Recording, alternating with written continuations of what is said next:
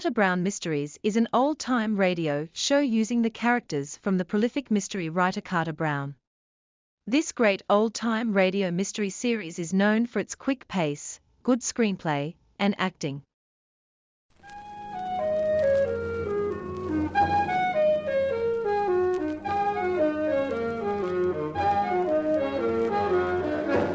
Carter Brown Mysteries. Adventures in excitement and suspense, based on the best-selling novels by the slick storytelling sensation, Carter Brown.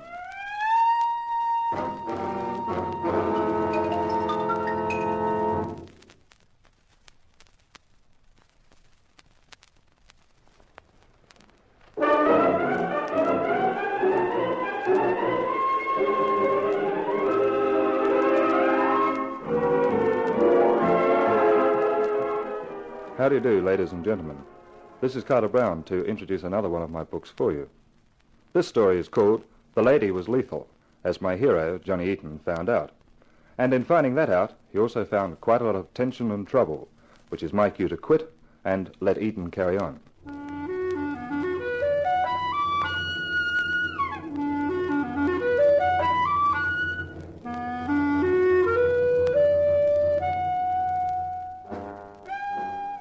I always hated the place. The business had taken me there more than once. Now it had taken me there again. It was large, high, and cold. But then, death is always cold. I hated the hollow ring your steps made on the floor, and the way your voice ricocheted off the walls. The shape which lay shrouded on the table drew my eyes, and there was a dry sensation at the back of my throat as Lieutenant Jorgensen flipped the sheet away. There he is. Yeah. That's Hank Williams, all right. That's all you got to say? What do you want me to say? Happy birthday? He was your partner, wasn't he?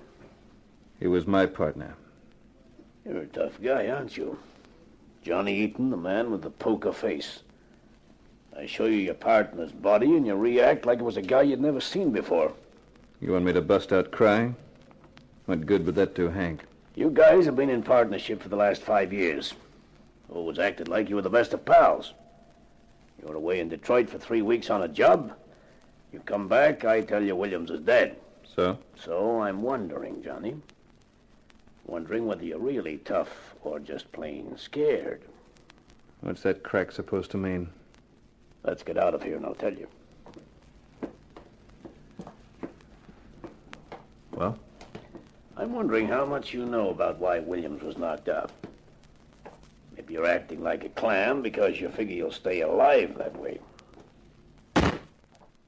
You think I'd be wasting my time, Lieutenant, listening to your yakety-yak if I knew who killed Hank? Could be. I'll have to keep an eye on you, Johnny. After all, we don't want to lose the other half of the best private eye partnership in town, do we? No, we don't. That's your jalopy? Uh-huh. New model Buick. Business must be looking up. We get by. I guess I should say I get by. Williams didn't have any family. A sister in Kentucky someplace. She'll have to be told. What happens to his share of the business? I get it. His sister gets the rest. The dough in the bank, etc. You should do all right out of the business. We both made a will. Whoever went first left his share of the business to the other. And by good luck, Williams went first. Jorgensen, there are times when I dislike you more than normally. This is one of those times. As I drove back to the office, the night sky was studded with star points, but their silver twinkle was rivaled by the gleam of garish neon stabbing above the streets. I let myself into the office, started going through Hank's desk, but I knew it was a forlorn hope. There was one thing I hadn't told Lieutenant Jorgensen. I'd come back from Detroit in answer to an urgent wire from Hank. It said he'd cracked something really big and needed my help. The trouble was that Hank was the sort of private dick who never kept notes. He kept everything inside his skull. And that skull was now silent. I was right. There was no hint of what Hank had got onto. And there was so much of him in the office. I had to get out. I needed a drink.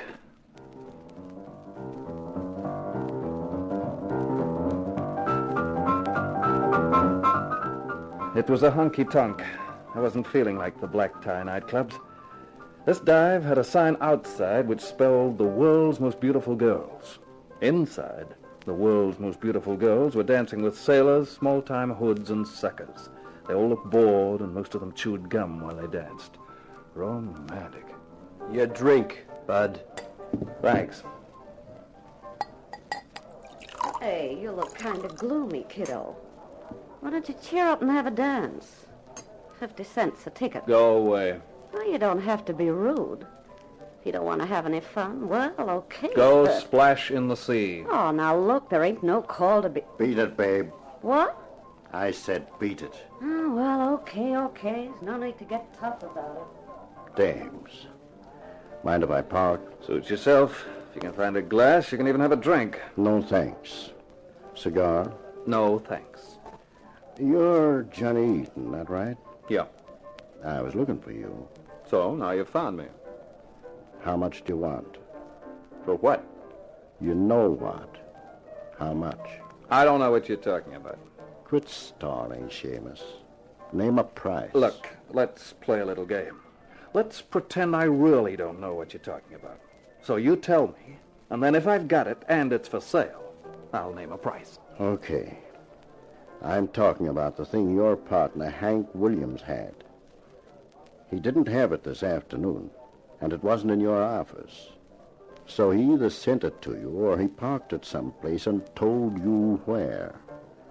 Now, put a tag on it, Buster. I ain't got all night. You mean Hank was murdered for this thing, but you couldn't find it? Sure. Why, you Don't dirty... start anything. You can't finish, Buster.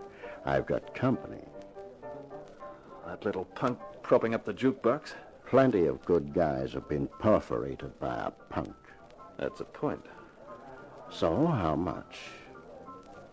$40,000. That's a lot of dough. Maybe it'd be cheaper to have happen to you what happened to your partner. Will that get you what you're looking for? Maybe we might sort of persuade you to tell where it is first. Maybe. $40,000 is the price. I'll have to find out. Could take a little time. See you tomorrow and tell you. Be in your office. I'll be there. Okay, Seamus. Don't do anything foolish, will you? Not like Williams did. I watched him clamp the cigar in his teeth, signal to the thin little guy, and the two of them walked out. Just then the blonde who'd tried to sell me a dance moved past the table. I called her. Here. What do you want, mister? I've changed my mind. I'll buy some tickets. How many? $10 worth. Oh, atta boy. Now you're getting hip. Sit down, have a drink. Sure. Hey, buddy, another glass. Here, Blondie. The $10. Oh, thanks. Here's your tickets. Keep 'em. What's the big idea? You've got the $10 and the tickets. So you've just made a $10 profit, right? Yeah, but... A glass. Thanks. Remind me to endorse your Emily Post diploma sometime. Here. Give your stomach a shock. Oh, thanks. Now, that $10 you just made, that's for information. Oh, what do you want to know, honey? The big guy who said scram and you scrammed, who is he? Mister, I think I'd better give you back your $10. You sound like trouble to me. No, not trouble. I'm just curious. I've been out of town. I don't know anymore who runs with who. Oh, well, he's Tiny Laban. I don't know who he works for, but he hangs out in the blues club. Yeah, that's what the name says, all blues and stuff. Who was the other guy with him? Oh, he was on his own. No, it was a little pasty-faced guy by the jukebox. Oh, that's Babyface Brill. He's a mean character. Well, mister, that get me $10? Sure does, and thanks. Sure you wouldn't like to dance? I'll give you a dance for free. Some other time. I gotta be moving. You know, business. If business means trouble with Tiny Laban, you won't tell him who told you. Over my dead body. With Tiny Laban, that could be easy. The Blues Club. A high-class dive.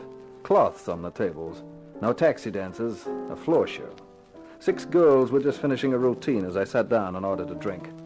They wobbled off the floor, and the lights dimmed down to a single spot as a compere breathed one word into the mic. Chili. I thought he was talking about the weather, until a dame appeared in the spot. And what a dame. A tall brunette with a figure dreamed up by a perfectionist and then improved on. Your eyes of blue, your kisses too. I never knew what they could do. Can't believe that you're in love with me. I listened to her low, husky voice and started to remember things like that Hank was like me. He could be a sucker for a dame. And if Tiny Laban was tied in with this place, and Hank had something Laban wanted, then it wasn't impossible that Hank had met Chili. I've always placed you far above me. As I watched her, I decided it was more than probable that Hank knew her. Chili was the last thing a guy would feel next to Chili. And Hank liked to keep warm more than most guys. Believe that you're in love. I can't believe that you're in love with me.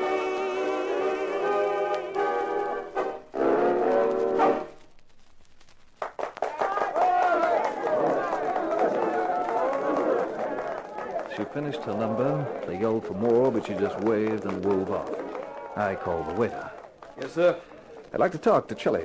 Sir, you stand at the end of a long line of gentlemen with the same ambition. There's a 5-spot going begging for someone to take it with the message to the lady. What message, sir? That I'd like to talk to her about my partner, a guy named Hank Williams. I'll deliver your message, sir. I never saw a $5 bill disappear faster from a table and into a pocket. I poured myself another drink, but I'd only had one sip when he was back, with his eyebrows touching his hairline. Chili will see you. Don't look so surprised. I'm a guy who makes friends and has influence. The waiter led the way, and as I followed, I was congratulating myself. It looked like I had lighted on a lead at last.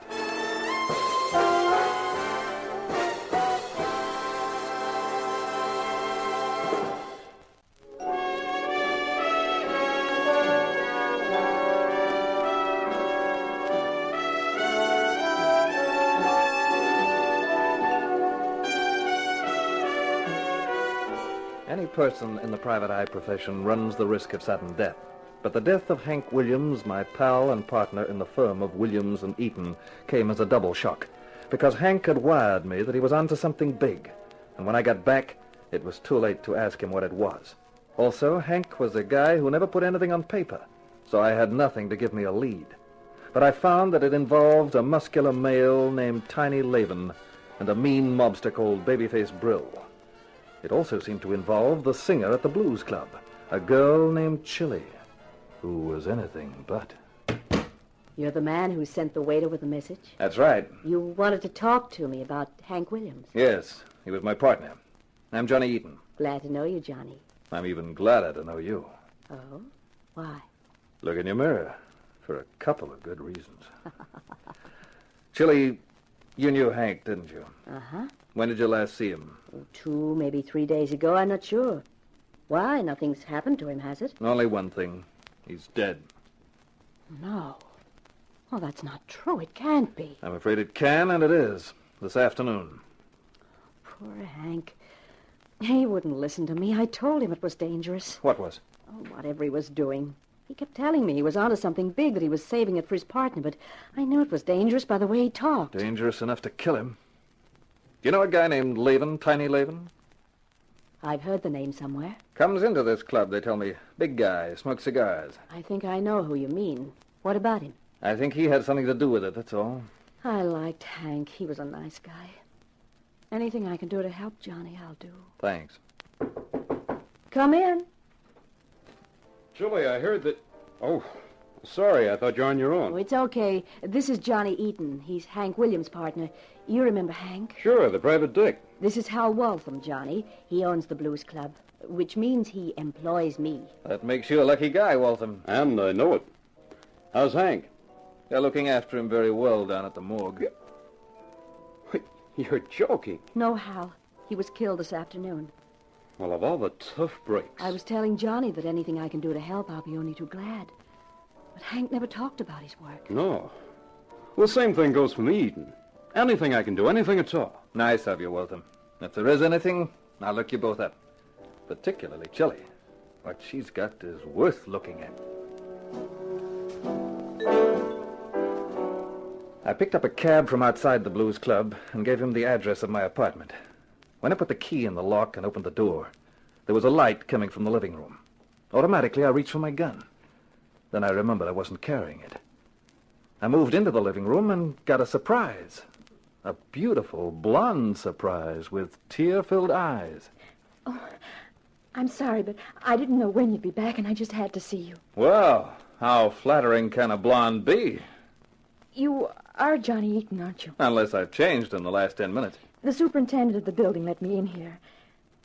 I'm Helen Williams. Hank's sister. But you're in Kentucky. I wired you about Hank. That's why I came up. Got in an hour ago.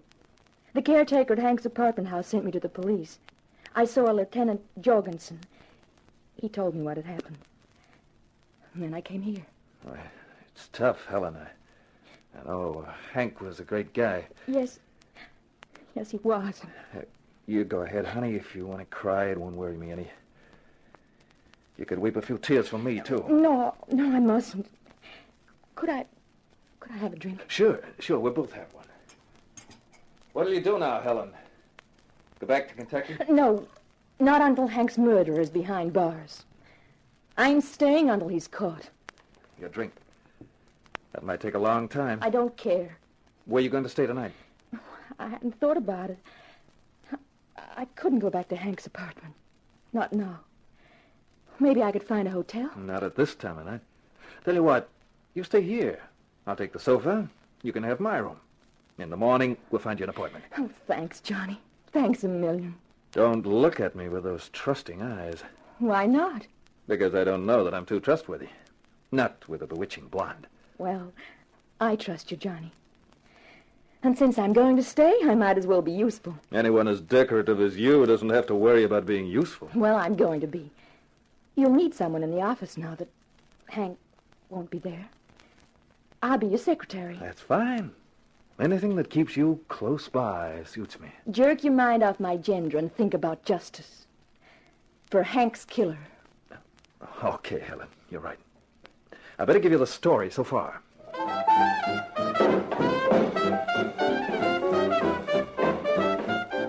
The next morning, while Helen was out arranging for Hank's funeral and then seeing about an apartment, I sat in my office waiting for the promised visit from Tiny Laven and Babyface Brill. My desk drawer was open, and the gun in it had the safety catch off. You're here, huh, Seamus? I said I would be, Mr. Laven. That's smart of you, Eaton. Real smart. Thanks. A compliment from Babyface Brill is really something. You know our names, huh? I get around. Well, here it is, Seamus. $40,000 is too high. 25 grand is the most the boss will pay. And who is the boss? Are you kidding? Okay. Sorry, Laven, the price stays where it is. Otherwise, it's no sale. You don't want to talk like that, Eden. No. You might wake up dead. Bumping me off still doesn't get you what you want. You won't find out where the stuff is from a corpse. Like I said before, we might be able to persuade you to tell us before you kick off. You know what the recipe for fried chicken says? First catch your bird. You won't be hard to take. Why don't we do it now? I get tired of listening to his voice. Just try it, Babyface. Me and this 38 are waiting. All ready for us, are you? Your partner Williams figured he was tough, too. We'll give you 24 hours to change your mind, Eaton. After that... Don't slam the door on your way out, boys. You fresh punk. Calm down, Babyface. You'll have plenty of time to devote to Mr. Eaton 24 hours from now, if he doesn't wise up. Yeah. Take a tip, Eaton. Change your mind. Otherwise, I'll have fun changing your face.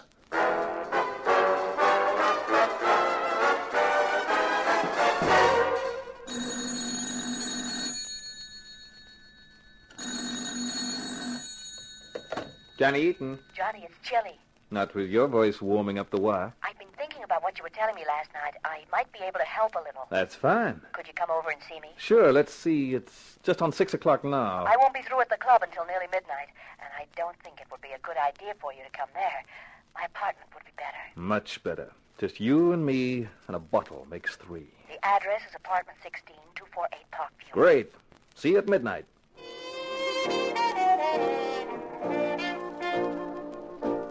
Midnight is the witching hour, they say. And Chili at midnight was one wow of a witch. We sat side by side on the sectional sofa with the drinks handy, and I told Chili all about Tiny Laven. You have no idea what this thing is that Laven wants? No, like I keep saying to people, Hank wasn't a guy to make notes. He carried it all in his head. I pulled the gag that I'd got it on Laven just to see the reaction. I don't suppose he'd believe me if I told him the truth. Probably not. And according to Laven, they searched the office and they must have searched Hank's apartment and they didn't find it. So what did Hank do with it? Whatever it is. You got me. I can't even begin to guess. I think I might be able to help you, Johnny. But you'd have to trust me. That's a song I've heard before. I lied a little last night. I know Laven quite well. And the other one, Babyface Brill. But I wasn't sure last night whose side you were on. Go on. I could help you, but you mustn't ask questions. Oh, I mustn't, huh? I like you, Johnny.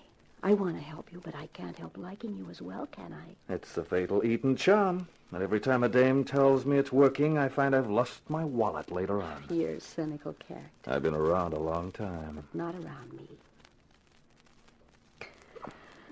Still cynical, Johnny? I'm not sure how you describe the feeling, but I don't think cynical is the word.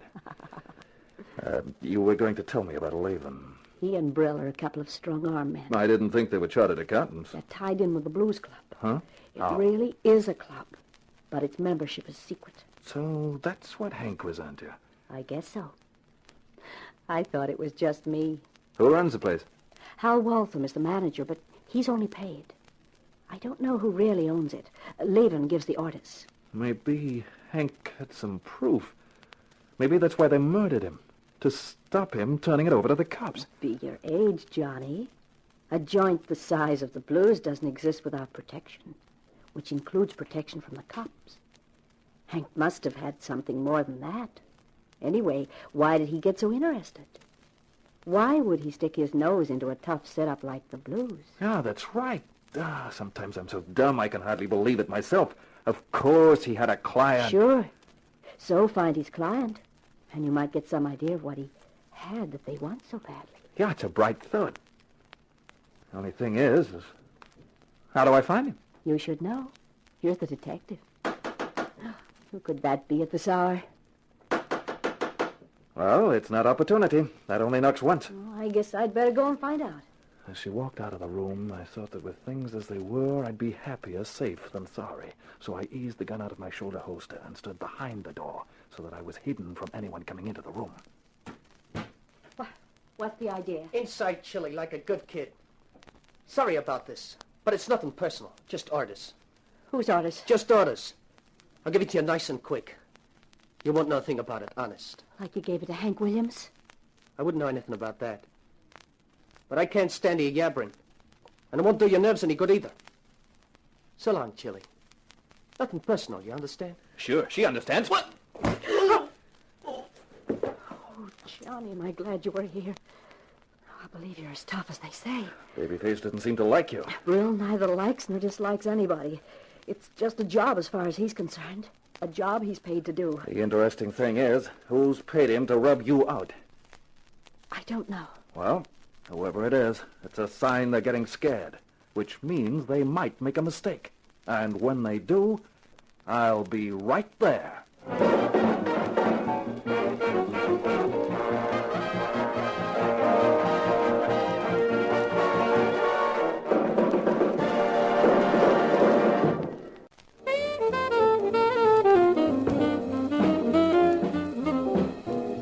I was working in the dark, and I wished someone would turn on some light. With the firm of Williams and Eaton deprived of the services of Hank Williams by sudden death, it left me, Mrs. Eaton's little boy Johnny, carrying the ball. The only drawback was that I didn't know what the ball was supposed to look like or where I was supposed to boot it.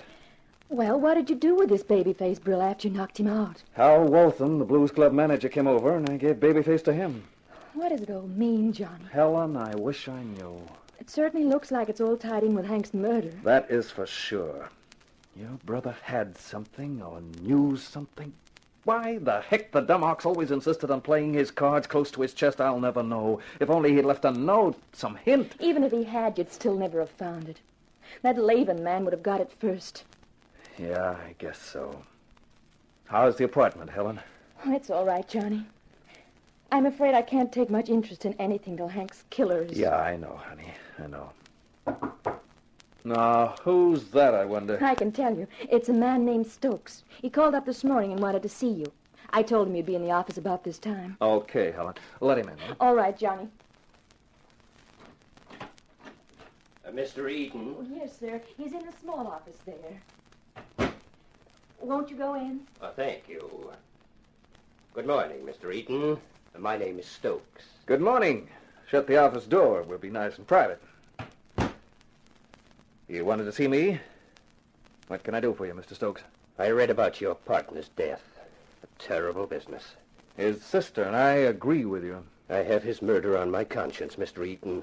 You see, I am the man responsible. You mean you? Oh, no. I don't mean I'm the man who pulled the trigger, though I might just as well have done so. I'm the man who hired your partner for the investigation that led to his death. The client? Hank's client? Yes. I hired Mr. Williams to investigate the Blues Club and give me proof of the bribery and corruption which came from it. Can I ask why, Mr. Stokes? I'm a rich man, Mr. Eaton. I had a daughter. She went to the Blues Club a few times. I suppose she thought it was exciting, that they knew her, knew where she came from, knew that there was money behind her. Go on, Mr. Stokes. You know the story, Mr. Eaton. It's an old story. Not even a very exciting story, except to the people directly concerned. She spent her allowance, she sold her jewelry, her clothes, she stole things from the house. And then finally she couldn't stand it any longer. I'm sorry. I can understand how you feel. I think perhaps you can, Mr. Eaton. I know how your partner felt about you, and I imagine you felt the same way about him. I wanted him to get me proof of the Blues Club's activities, and proof that it was allowed to exist by a number of people holding positions of public trust. And I think he had it. Yeah, I've got reason to think that, too. The morning of the day he was killed, he called me. Said he had something really big, and that he was sending you an urgent wire to come back and help him with it. The next thing I knew was the notice of his death in the papers. You're going to ask me if I have that proof, Mr. Stokes. I haven't. But I know the people concerned haven't got it either. He hid it somewhere, and we don't know just where. But it must turn up sooner or later. I can only pray that it does, Mr. Eaton. I came here this morning to ask you to take over where Mr. Williams left off. Well, I'm doing that in any case. Of course. But I should like you to consider this check as bringing the retainer up to date. $2,000? That's a lot of hay. I told you. My feed bag is well filled. Here's my card. You can reach me at that phone number or address. Right, Mr. Stokes. I'll keep you informed. You may believe me, Mr. Eaton, when I say that once I get my hands on whatever Williams unearthed, I shall know the best quarters in which to make use of it. Good morning, Mr. Eaton, and good luck. Goodbye, young lady. Goodbye, sir. Well, who was he, Johnny? He was your brother's client. Johnny? Then you know what it's all about? I've got an idea, and tonight I'm going to make sure.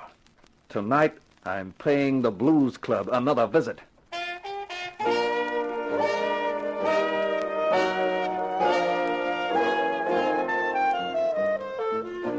I got there early.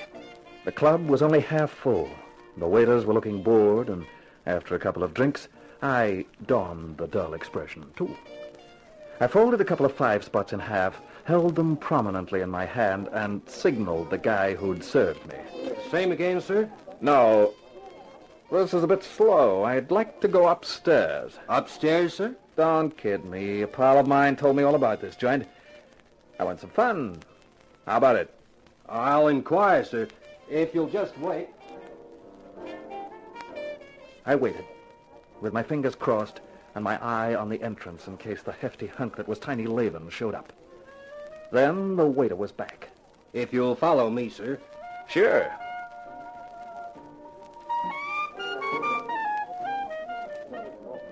We went past the band to a doorway next to the kitchen. And up a narrow staircase to an iron door at the top. The waiter rapped on the door.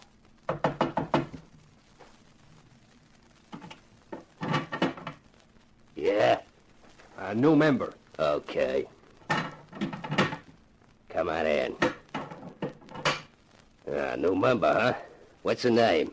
Hyde. Jekyll Hyde. Cost you $50 entrance fee, Mr. Hyde. Sure. Okay, you're in. Through that door. Help yourself. It was a large room, well supplied with gambling tables. It was also well supplied with babes. One of them, a red-headed, swivel-hipped model with the latest type chassis, swayed over. Hello there. You're a new member? That's right. I'm Anna. Nice to know you. I go for a girl with your manner, Anna. Would you like to play? That's what I came for. What can you offer? There's roulette, baccarat, shimmy, or dice. Dice is strictly for the proletarians. I think I'll have a whirl at the wheel.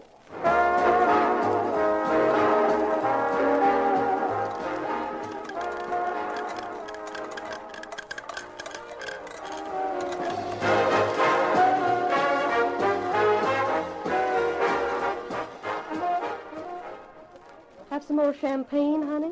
No. Like the man in the song, I get no kick from champagne. Try one of the other tables. What for? I dropped $400 on the roulette. What makes you think I'll be any luckier at the others? Say, you're really down, aren't you, Sugar? Right down. Down where you can't get no downer. I want something exciting, something new, something with a real lift in it. Maybe I could do something about that. Come with me.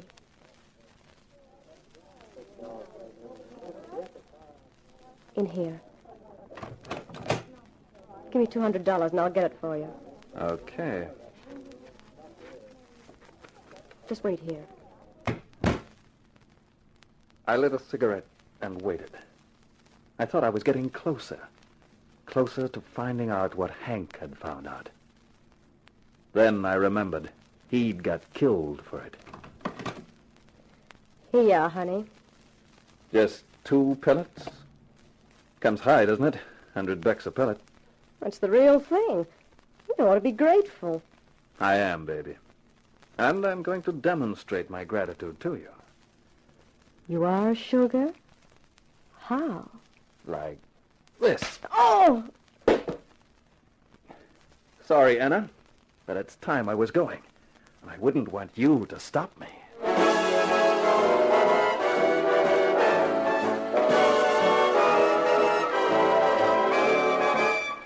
I got past the gorilla at the iron door with no trouble and walked through the club with my gun in my pocket and my fingers cold around the butt.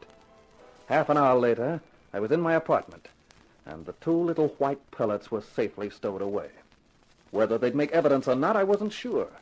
I thought I'd ask Lieutenant Jorgensen sometime. But at last, I knew exactly what went on at the Blues Club.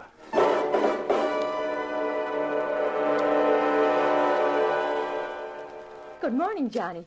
Do you always get into the office this early? Sure, Helen, when I'm breaking in a new secretary. You can't call me new. I've been working here for 3 days now. Did you get anywhere at the Blues Club last night? Yep, I got into their private rooms. And you found out? A few interesting items. Well, here's another interesting item. This letter and package arrived here. Uh-huh. Addressed to you in Kentucky and forwarded on. Yes. The day after I came here, I wired back leaving your office as my forwarding address. Here, read the letter first. But that's Hank's handwriting. Dear Helen, this is terribly urgent, or I wouldn't be bothering you. Enclosed is a package. It is vitally important. Please put it in your safe deposit till I send for it. Johnny Eaton is on his way back from Detroit, so I can't send it to him, and I daren't carry it around with me. When I get some time, I'll tell you all about it. When are you coming over for that holiday? Rob, Hank. When am I coming over for that holiday? No, take it easy now, sweetheart. See, let's take a look at that package. It's a notebook. Hey. What is it? Wait a minute. Oh, I'll be... Wow. What is it? It's dynamite. It's loaded. No wonder they wouldn't stop at murder to try and get it back. But what is it? Well, without looking at it from beginning to end, it looks like a record of payments, a record of bribery and corruption, of people they paid to keep their mouths shut. City Hall, state politics, the police, and the narcotics squad. Narcotics? Yeah, that's one of the items I found out last night. The Blues Club's a front for dope peddling. Honey, this little book will lift the roof off the city if it ever hits the press. It'll smash prominent people, people in positions of trust, respectable people. Say, you don't believe it until you see it. And now we've got it. Johnny Eaton, what are you thinking? I'm thinking of using this little book as bait. We might hook quite a lot of fish. Isn't that dangerous? Sure. It was dangerous for Hank. I owe them something for that. And this is paying off time.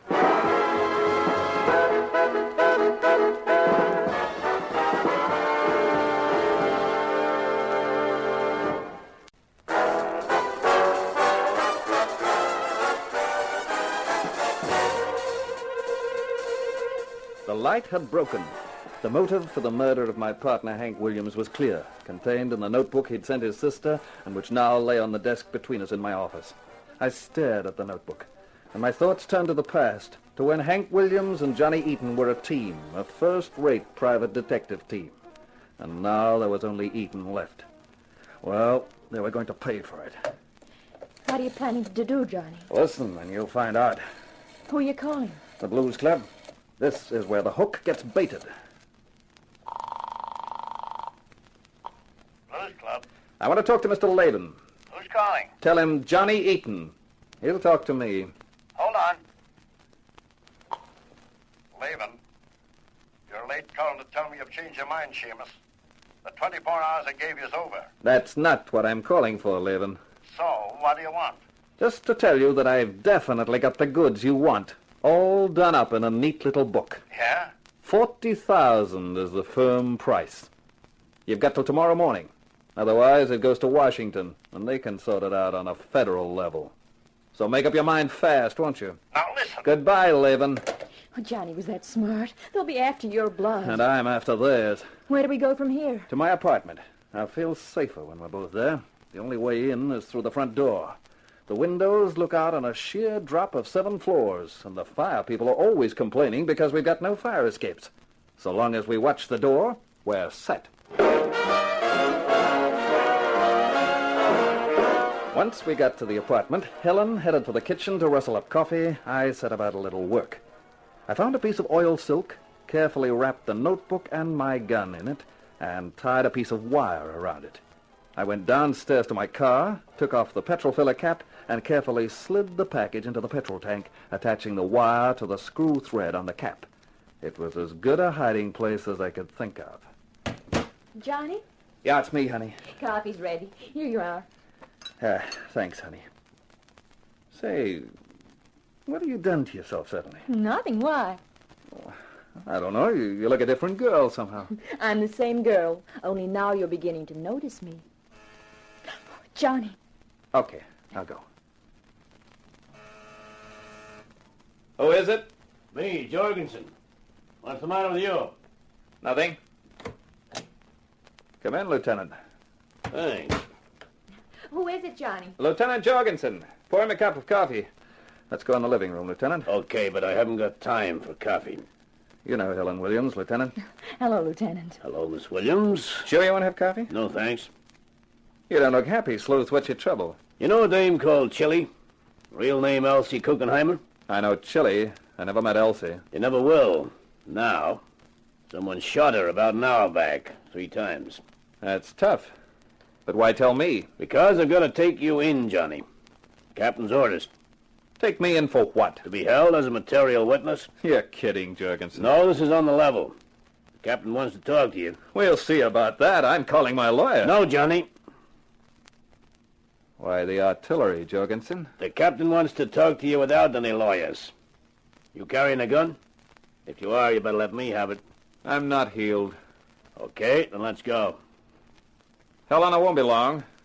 Remember what I told you about the door? All right, Johnny. Come on, let's move.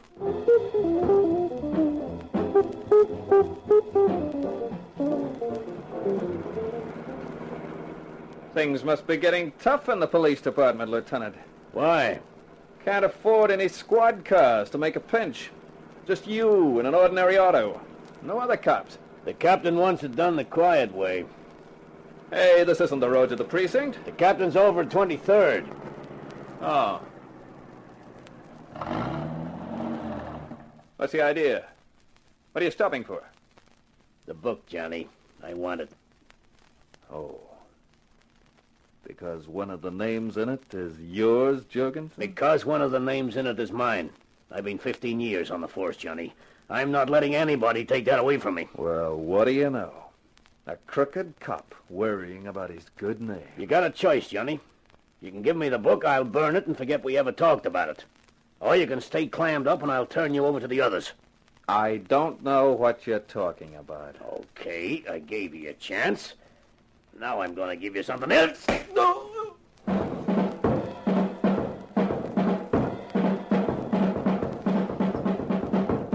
Oh. He's coming too. I'm glad. I wouldn't want that sock you gave him to kill him, Jorgensen. I just tapped it. Shut up, all of you. He's conscious. Yeah, I'm conscious. And I wish I weren't. Looking at a prize collection of rats is not my idea of entertainment. Waltham, Laven, Babyface, and Jorgensen. What a quartet. All right, Eden, you've said your piece. Now, there's only one thing for you to add. The whereabouts of the book. He's definitely got it because he knew my name was in it. Why, that dumb dame ever had to keep a book? She had to keep one, or everyone else would have thought she was shortchanging us. Where Chilly was dumb was that she could never resist a good-looking guy. So, when Williams came along and made like he knew everything, she started confiding in him. After him, Eaton. That's why she got dangerous. I hope he plays it tough. I'll enjoy breaking him down. I think I'll be getting along. When you get that book, burn the thing. What do you think we're going to do? Frame it? Okay. I'll beat it then. So long, Lieutenant. Don't forget to polish the badge. All right, now, Eden, you can make things easy for yourself. Tell us where the book is. Go fry a couple of dozen eggs. Okay. Babyface, go get the surprise we have for Mr. Eaton. Sure thing. You'll like this, Seamus. You got company, see? Helen. They came, Johnny. They grabbed me. But don't worry. I can't tell them where the book is because you never told me where you hid it. But you're going to tell us where, Eaton. Otherwise, we start on Miss Williams. Oh, don't tell them, Johnny. It doesn't matter about me, but don't tell them. Don't make the mistake of thinking we're bluffing about working the girl over, Eaton. We're not. You know how much that book means. Yeah. Okay, I'll give it to you. Johnny! Where is it? You wouldn't find it yourself. I'll have to come with you. Where to? My apartment. It's not in your apartment. We looked. That's right. But my car is outside the apartment. And that's where it is.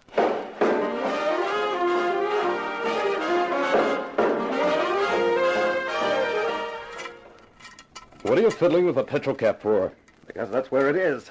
In the tank. Well, aren't you the ingenious boy? What are you doing? I'm trying to get it out. The necks of these tanks are narrow.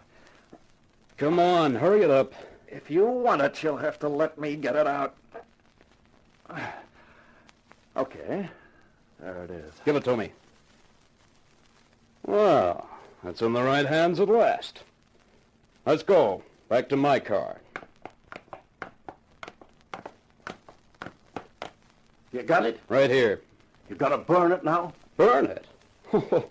Don't be a dope, Tiny. But Jorgensen said... Jorgensen. That dumb cop? Why, this book is the best insurance we've got. If any of them feel like getting difficult, All we've got to do is remind them of the pages in here. Yeah. I didn't think of that. Where to now? I'm going back to the club. That's what you think. Oh! He's got the gun! That's right, duck him!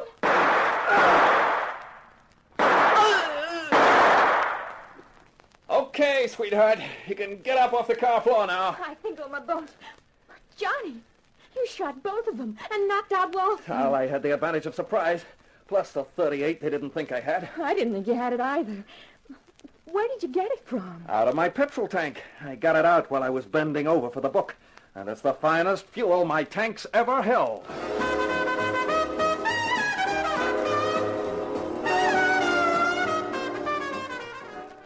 Yeah. Okay, Dick. Yeah, sure. Yeah, I've got the book. I'll hold it till you and your boys get here. See you. Everything's all right, Johnny. Couldn't be better. That was a pal of mine in the FBI. They'll be here in the morning to handle the whole thing. I'd have thought you'd take a holiday and not come to the office today. Oh, I'm expecting a client. I called him. He should be here now. And here he is, right on cue. Let him in, Helen. All right. Mr. Eaton asked me to come here this morning. In here, Mr. Stokes. Ah, I hope you have good news for me, Mr. Eaton. Well, I've had some success. I've found what Hank Williams had. That's first-rate work, Mr. Eaton. Oh, what is it? A little book full of names. People connected with the Blues Club and its activities. Splendid, splendid. Well, I don't wish to appear rude, but time may be vital. If you let me have that book, I'll start some action. I won't keep you long, Mr. Stokes. You know, I've been thinking a lot about Hank, the way he was, the way he felt, especially about crime and criminals. He hated them. He was a kind of crusader in his own way, an honest crusader. Yes, I'm sure he was. Hank was so honest that he'd never forget to note down a client in my absence. But what do you know, Mr. Stokes? I couldn't find a word about you. I don't see... I salute Chilly, now chilled for good. She was subtle when she wanted to be. She sold me the idea that Hank had a client, then provided the client. She sent you along, Stokes, all cut and dried. So that if I did find the little book, I'd probably turn it straight over to you and save everyone a lot of bother. Confound you, Eaton. I'm not going to stop you going, Stokes, because the FBI boys are on the job, and you won't get far. Confound you. Well, that client didn't stay long, did he? No, honey, and we're not staying any longer either. Shut up the office, we're through. Tomorrow morning I hand over the book to the FBI, and then I start concentrating on my next assignment. And what is your next assignment? You, baby. You.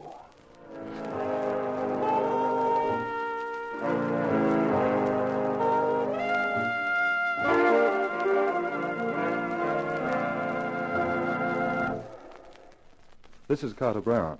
I can't help it. I always like it when the hero wins, which is why my heroes mostly do. But the hero of my next book, Sinner You Slay Me, finds a lot of complications to cope with before he does. It's a story of a mouse meeting murder, and the mouse is my hero, Marcus Mouse. He's one character whose answer to the question, are you a man or a mouse, is both. So this is Carter Brown saying so long for now. Be seeing you.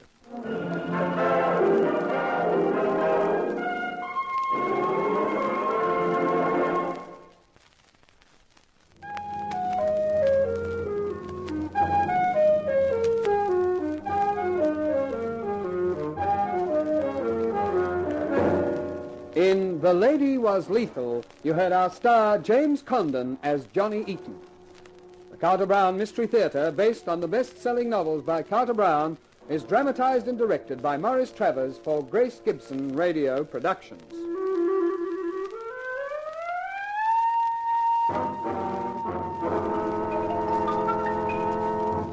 CIB is a radio drama series of stories taken from actual police files with names, addresses and dates changed to protect the innocent.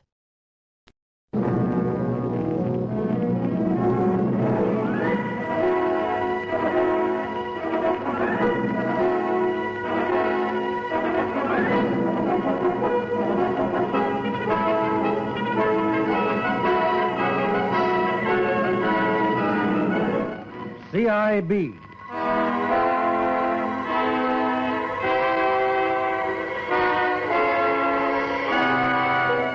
From Australian police records come these true stories of day and night vigilance that protects our lives and our property, of prevention and detection in the unceasing war against crime.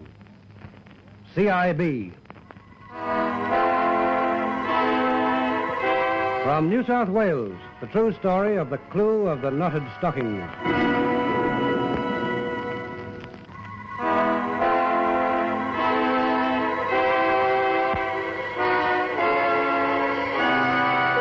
This is a true story from Australian police records. Only names, place names, and dates have been altered. This is the story of one of the most intense manhunts in the history of crime in Australia. It began one morning when the telephone rang in the office of Detective Inspector Collins of the New South Wales CIB. Inspector Collins? Morning, Inspector. There's a Ted Ashton on the phone. Says he's the ranger of Westerly Park. Oh? What's he want? Well, he wouldn't tell me. Said it was important and urgent, though. All right. Put him through. Yes, sir. Just a moment. Hello? Hello, this is Inspector Collins. Oh, my name's Ashton. Ted Ashton. Yes, Mr. Ashton. And you're the ranger of Westerly Park, I understand. Yes, that's right. Mm-hmm. There's something I can do for you? Oh, I don't know about that, but there's been a murder done, Inspector. Murder? Yeah, I reckon it's murder anyhow. Out here in the park. It's a woman, Inspector.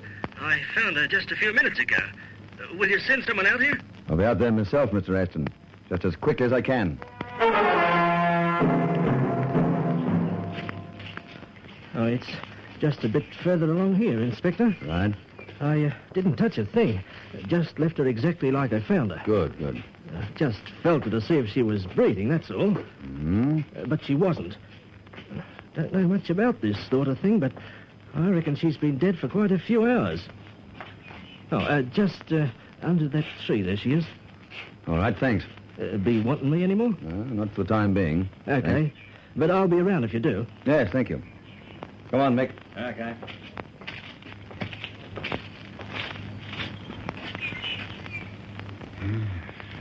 There's no doubt about her being dead. No.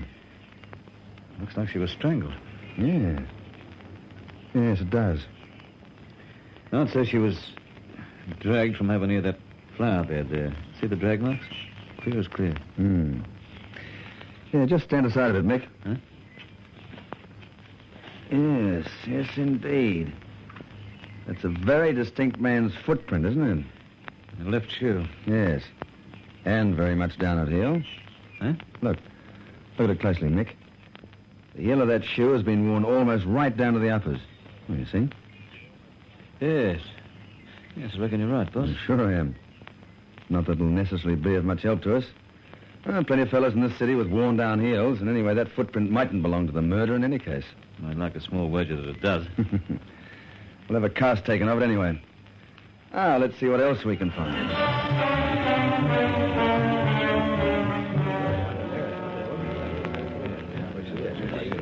All right, men. Now, this is the position at the moment.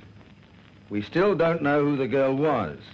There were no identifying tags on the clothing, and no one answering her description has been reported missing so far.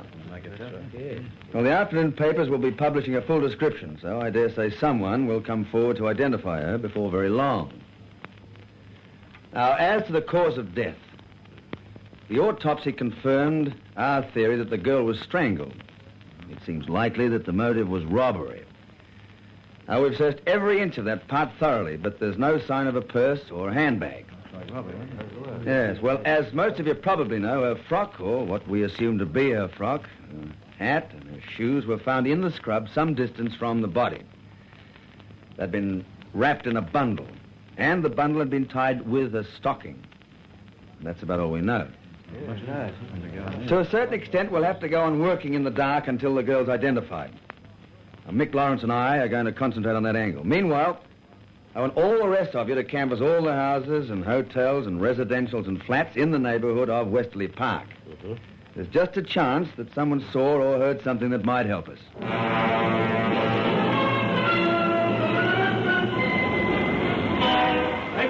Take that! What about a murder in Westerly Park? Read all about it!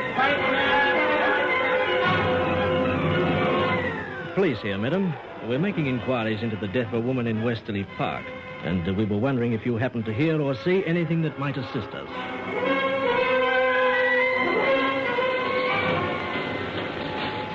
Did you see about the murder in the paper, Jim? No. Who's murdered? A woman. They don't know who, though. They got the bloke that did it? Now, be dopey. How can they get who did it when they don't know who it was that's dead? Well, they could if they caught him red-handed. Well, they didn't. But it was a woman, though, was it? Yeah. Young? It says between 25 and 35 in the newspaper. They haven't got a clue who she was, eh? No. It says she was between 25 and 35, had blue eyes and dark hair, 5 feet 4 inches tall, medium built, and was wearing a blue dress with white spots on it. Give me that paper. Huh? I said give me that paper, Stan. Hey, what's eating you? Hey, Jim, what's up? Why are you looking like that? I reckon it's Molly. What? I reckon it's Molly, Stan. Our Molly. You mean the woman they found murdered? Yeah, I reckon it's her. Oh, it couldn't be. Don't you think I don't know my own daughter, Stan? Of course you do, Jim, but... Between 25 and 35, it says. Yeah, but... Molly's 32. So, plenty of women. Dark hair, blue eyes, 5'4", medium build. Could be anyone. Yeah, but it isn't. It's Molly. Well, how would you know? Last night. Yeah? She went out last night, Stan. Well? She didn't come home again. Eh? She wasn't home by the time I left for work this morning. I didn't think much of it. Sometimes she stays out with one of her girlfriends. I'll bet that's what she did last night. I don't. Because it all adds up, Stan. Oh, I don't see how. Yes, it does. Because when she went out, she was wearing a dress just like that murdered woman was wearing. You sure? As sure as I'm standing here. She went out wearing a blue dress with white spots on it.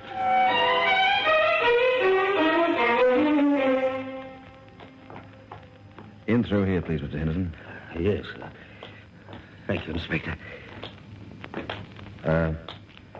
Look, you sure you're all right, Mr. Henderson? I don't feel too good, but I'll go on with it. I've got to know if she's our daughter or not. She's just here. Oh, Molly. Molly. Why would anyone do that to you? You're quite sure she is your daughter, Mr. Henderson? Yes. Yes, it's Molly, all right. No doubt about it. Mrs. Henderson, Mr. Henderson, we don't want to prolong things for one moment longer than is absolutely necessary. But I'm sure you understand that we must ask you some questions about your daughter's movements.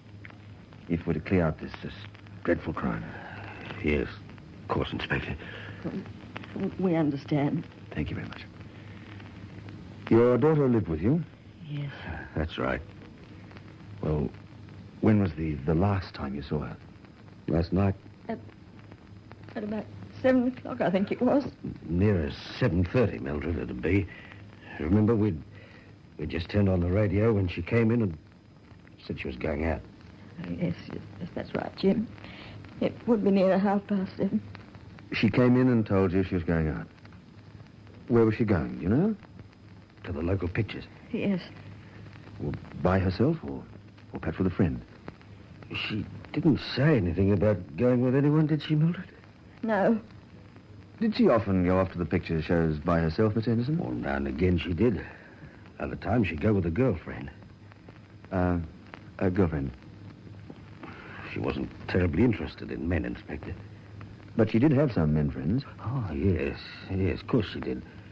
But there was no special man friend, was there, Mildred? No. No, there never was. Yes, I see.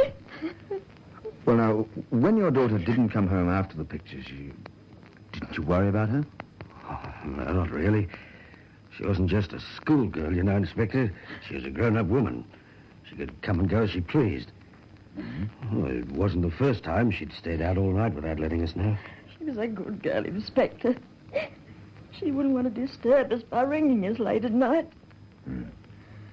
There'd never been any threats made against her, I suppose. Threats? Oh, no. I don't want to threaten her. She didn't have any enemies, did she, Jim? No, not a one in the world. Would she have been likely, do you think, to have gone into Westerly Park at night with a strange man? No. No, of course not. I'm sure she wouldn't, Inspector. If she went into that park with a man, then it'd be a man she knew. Trusted. I see. Well, thank you for what you've told us so far. We'll probably need some more help from you a bit later on. Meanwhile, I think we'll go along to the local picture theater and see if anyone there can throw any light on your daughter's movements last night.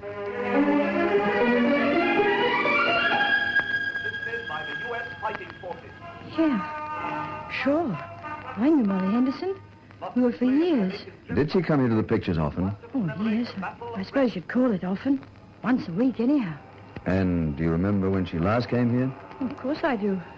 It was last night. Oh, yeah, you sure of that? And I showed her to the seat myself.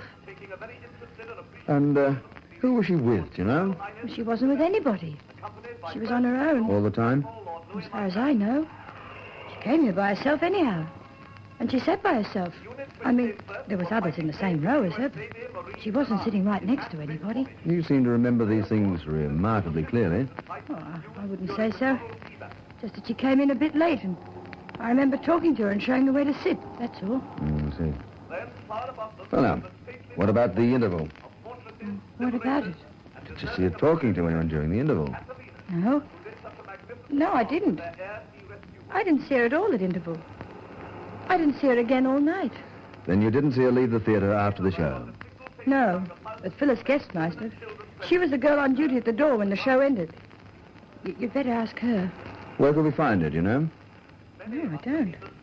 But she'll be here in about an hour. All right, we'll wait and talk to her. Molly Henderson? Yeah, she stayed to the end all right, then left the theatre with all the others at 11:05.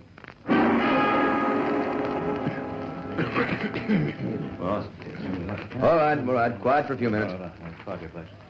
Well, time's going by, and we're not very much further forward, I'm afraid. We know that Molly Henderson went to the pictures. We know that she stayed till the theatre closed down. But no one seems to be able to tell us whether she left by herself or in company with anyone else. No one in the vicinity of Westerly Park seems to have seen or heard anything that's likely to be of assistance to us. None of the hobos who sleep regularly in the park can tell us anything either. In other words, we've come to a dead end, and I don't like the look of it. I don't like it one little bit. Because it's possible that we're up against a madman. A madman who'll kill again if we don't catch up with him very soon. Molly Henderson had been cruelly strangled in a Sydney suburban park. The homicide squad of the CIB went quickly into action. But days, then weeks, and then months went by, and the killer was still at large. Gradually, other cases took priority of importance, although the police never gave up hope, never completely closed their files on this terrible crime. But the killer believed perhaps that they'd forgotten all about him, for he struck again. It was a schoolboy walking through Everett Park with his dog who discovered the crime. Sandy! Sandy! Where are you? Sandy! Here, boy, here. I see you. Sandy, here! Oh, don't be silly, Sandy. Be quiet and come here. Oh, whatever's the matter with him? Sandy! I'll give it to you, my boy, when I catch up with you. Stop it, Sandy! Stop it! Sandy! What have you got there? It's a girl. It's a dead girl. Oh, come away, Sandy! Come away! We've got to tell someone! Yes, sir. I'm sure she's dead. I'm quite sure of it. In Everett Park, you say? Yes. It was my dog that found her in some bushes down near the lake, you know. All right, young fella. We'll be around there in a few minutes.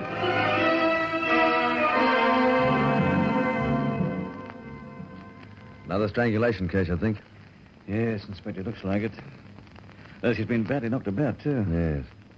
Probably would have died from those head wounds if she hadn't been strangled. Been dragged across the grass there, judging from those marks. remind you of anything? Yes, it certainly does. The Molly Henderson case. Right, that's what I thought. You know, in some ways it's almost identical. The only difference this time is that he took all her clothes instead of just some of them. Wonder if he wrapped them in a bundle and threw them away as he did with Molly Henderson's clothes. Well, if a darn good look around for them. Mind you, we can't be sure that the same fellow was responsible for both murders. No? Look down there. Eh? On the ground there, near that drag mark, see? Ah, that footprint, you mean? Yeah. Good heavens, a left heel mark. The mark of a left heel that's worn down to the uppers. Any doubts now? Not really. If the same chap didn't do both murders, I'll eat my hat. That's bad. It's really bad. Ooh, it's terrible. Any man who can kill twice can go on killing. We've got to run him down, and quickly.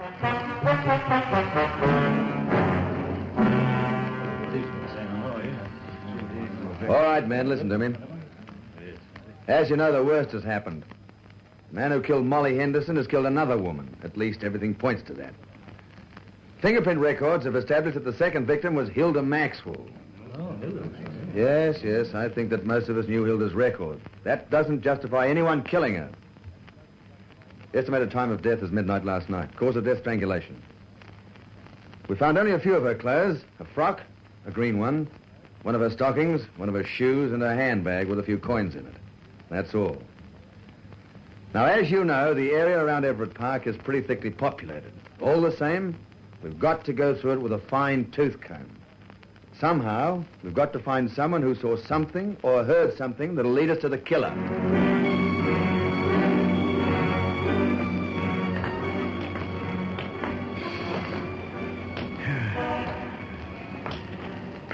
How many's that we've done, Inspector?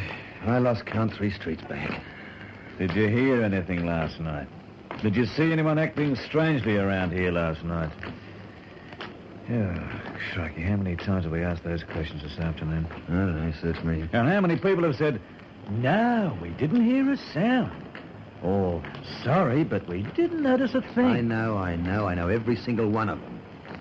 There's no use growling about it, Mick.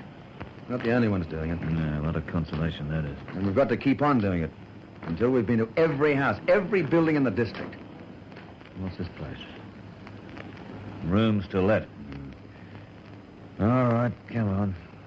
It'll be another blue duck for sure, but let's go in.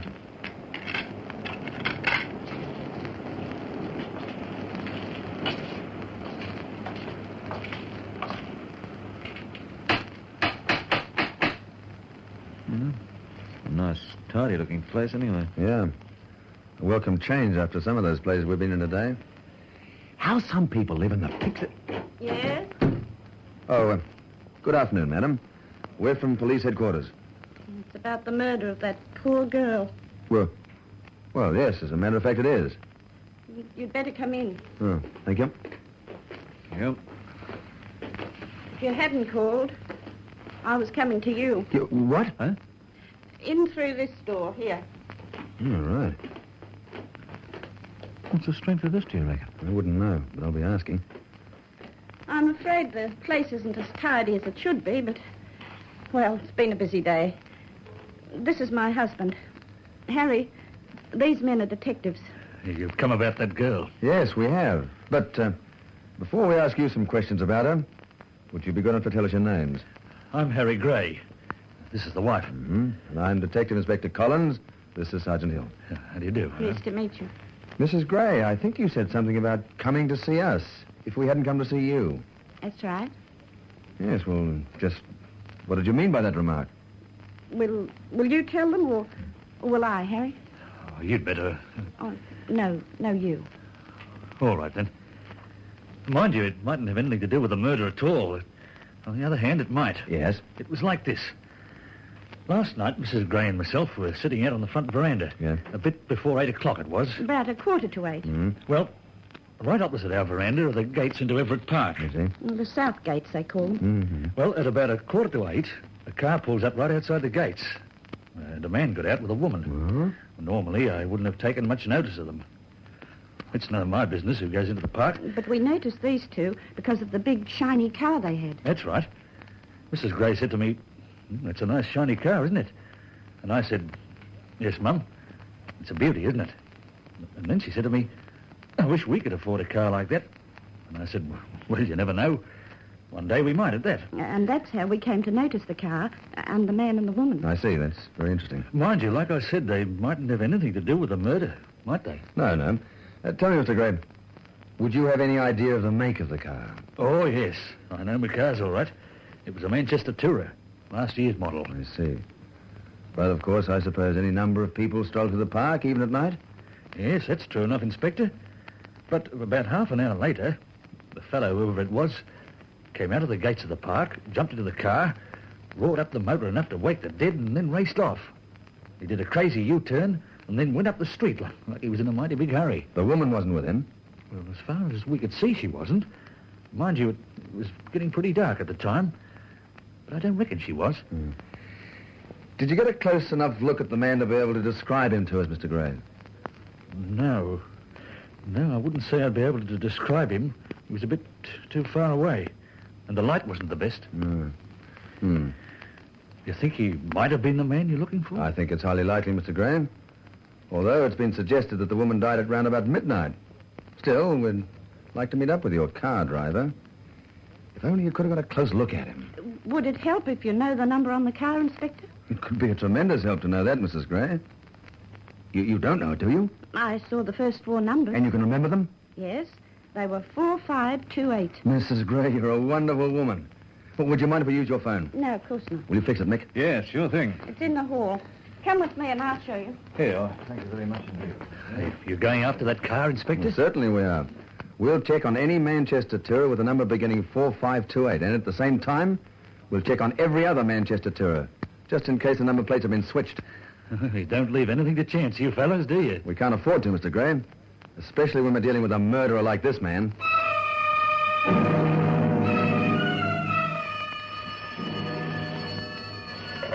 Inspector Collins. Oh, Inspector, about that Manchester Tourer you're looking for. Yes, have you found it? We found one, registered number 452879, abandoned in Hambleton Road. Could be the one. Could be. Thanks very much. We'll check.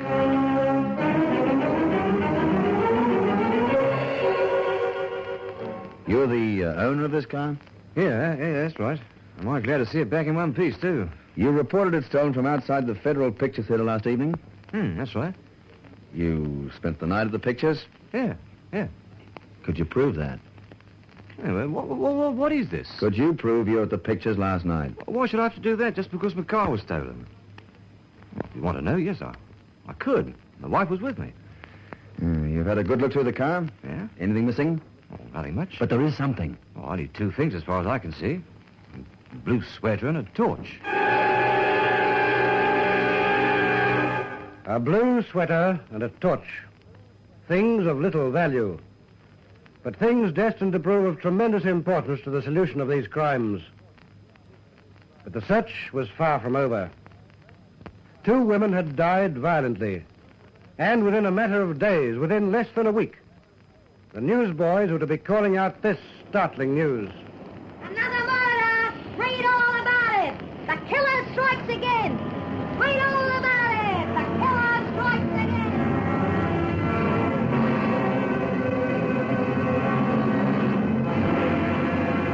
And it was all too tragically true. The homicide squad was faced with yet another cruel murder. 2 women had died violently in almost exactly similar circumstances. Their bodies had been found in Sydney suburban parks. Both had been strangled. Both had been dragged about 15 yards. The clothing of both had been found in bushes some distance away from the bodies. And on both occasions, the investigating detectives found the imprint of a man's left heel at the scene. The imprint of a heel that had been worn down to the uppers. But in spite of the most strenuous efforts by the homicide squad, despite the utmost cooperation from a worried public, the killer defied detection. In fact, he was so certain, it would seem, of his ability to keep his identity hidden from the police that he struck a 3rd time. She's lying there in the park. Just a girl, she is. Not dead, but she's pretty badly knocked around. You'd better get out there quickly.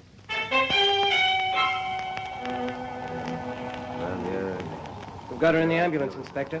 So if it's all right with you, we'll be getting along. Yes, go for your life. The hospital's been notified to expect you. Don't think it'll do much good. She's in a bad way. Oh, not much hope? I wouldn't think so. Still, you never know. Be seeing you. Right. Now, Mick, let's get down to business. Any sign of her clothes? Not so far. Tom Everett's organised a team to search the whole park for them. Good, good. Nothing lying around here to identify her as far as we've been able to find. But she was dragged from across there by the looks of it. Yeah. Something very familiar about those drag marks, isn't there? Yes, I'll say. And believe it or not, they're almost 15 yards long to the inch. Precisely the same length as the distance the other two girls were dragged, Molly Henderson and Hilda Maxwell. Any sign of that worn-down heel mark? No, not this time. And I wonder if these marks here have got anything to do with it at all. Huh? Well, what are they? Just come over here. No. There. Have a look at those marks. Motor tires. Yes, a good, clear set of marks near and offside wheels. Yeah. Get plaster cast taken, Mick. Fred. Yes, sir? Cordon off this area. And don't let a soul get near it till the men from the scientific section arrive. Right, sir. Straight away, sir. Now, Mick, I think we'd Inspector better... Collins. Oh, yes, Tom? I think we found her clothes, carefully bundled up and hidden behind a boulder down near the south gate. Here, have a look. Nice work, Tom.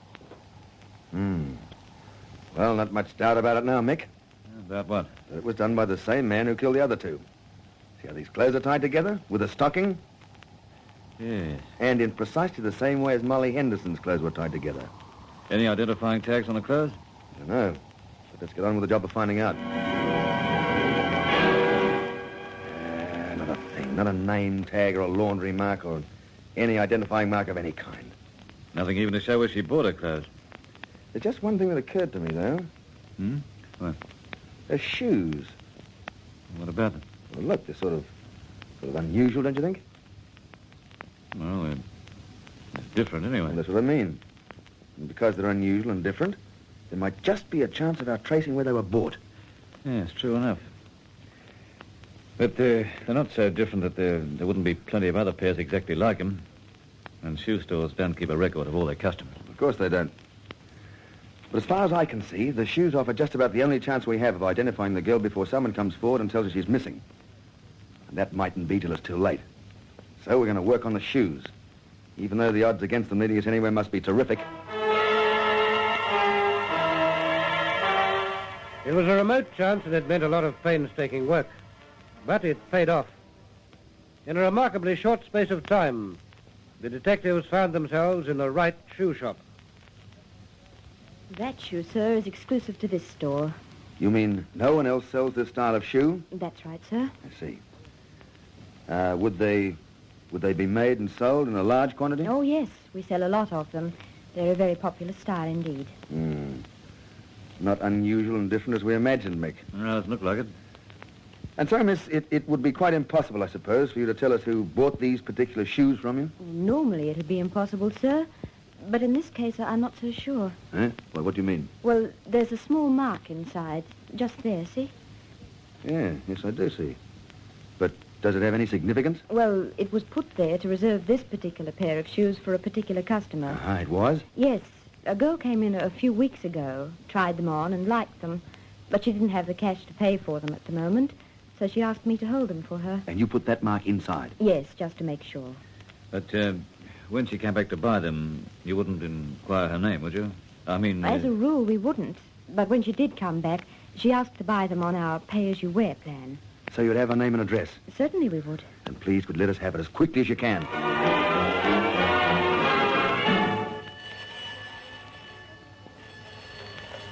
Yes? Inspector Collins here.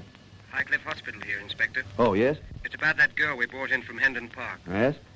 We're sorry to have to tell you, Inspector. She died without regaining consciousness. So where do we go from here? The girl's parents can't help us one little bit. No one's seen or heard anything that could give us any sort of a lead. Yeah, we're right up against that old brick wall again. Somehow we've got to go through it this time, Mick. 3 killings by the same man are 3 too many. I'll take it. Uh-huh. Sergeant Hill. Scientific section here, Sergeant. Stan Hanley. Oh, yes, Dan. What's new? The car was a Manchester. Eh? What car? We made the plaster cast of those tracks at Hendon Park. Yeah. And we also took a lot of measurements on the spot. Yeah. And we can tell you pretty definitely that the car was a Manchester. Last year's model or the year before. You sure? You can take our word for it. I don't know whether it's any use to you, but there it is. Oh, thanks, Dave. Thanks very much. Anything else we can do for you? Not at the moment. We'll let you know if there is. Okay. Bye. Right. That was Stan Hanley. Huh? Don't know how they did it, but they say the car in Hendon Park was a Manchester. Last year's model or the years before. A Manchester, eh? That rings another bell. Yes, it does. When Hilda Maxwell was killed, a man was seen racing away from the scene in a Manchester. Yeah, a stolen one. Yes, but maybe our man has a weakness for them. You never can tell. It's a weakness that might lead us to him yet. Perhaps. Meanwhile, I'd like to talk to that fellow West again. The fellow who found the girl? Yeah, that's the one. You don't believe his story? Oh, I don't know. But I'd just like to hear it again, so let's get him in.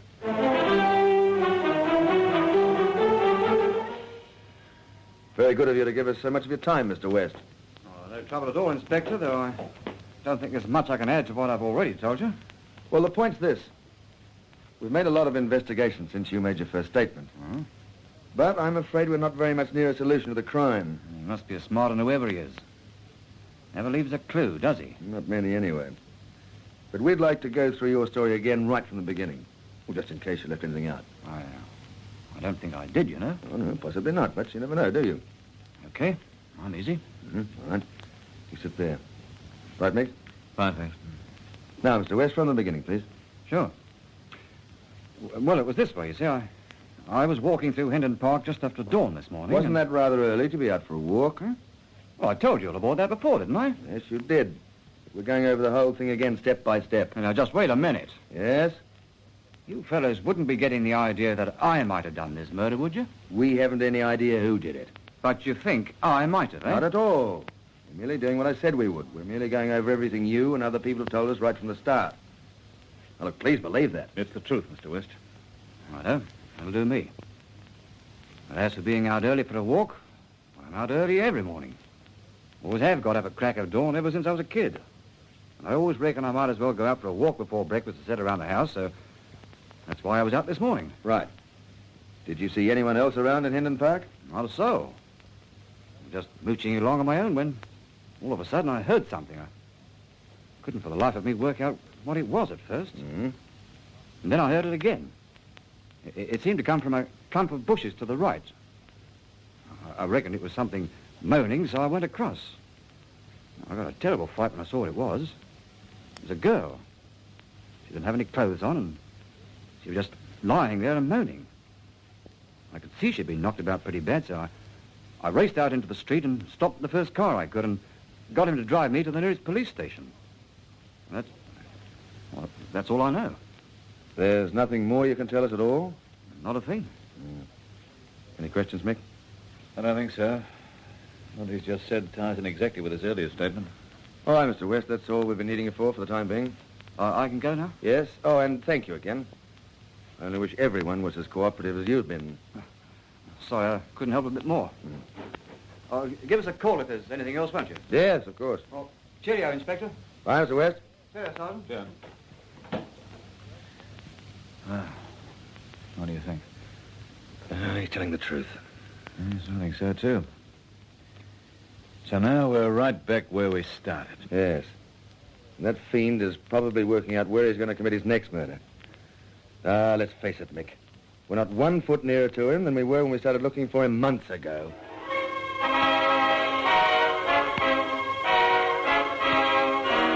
That was little short of the truth. In spite of all the work and concentrated effort that had gone into the hunt over a period of months, the man who'd killed 3 women was still at large. But not for a moment did the police give up. All right, gentlemen. I think you all know why I've asked you to come here this morning. I don't have to tell you that the public is becoming increasingly uneasy with every day that passes without the apprehension of the man responsible for the deaths of 3 women. You know, and I know too, that everything we could have done has been done.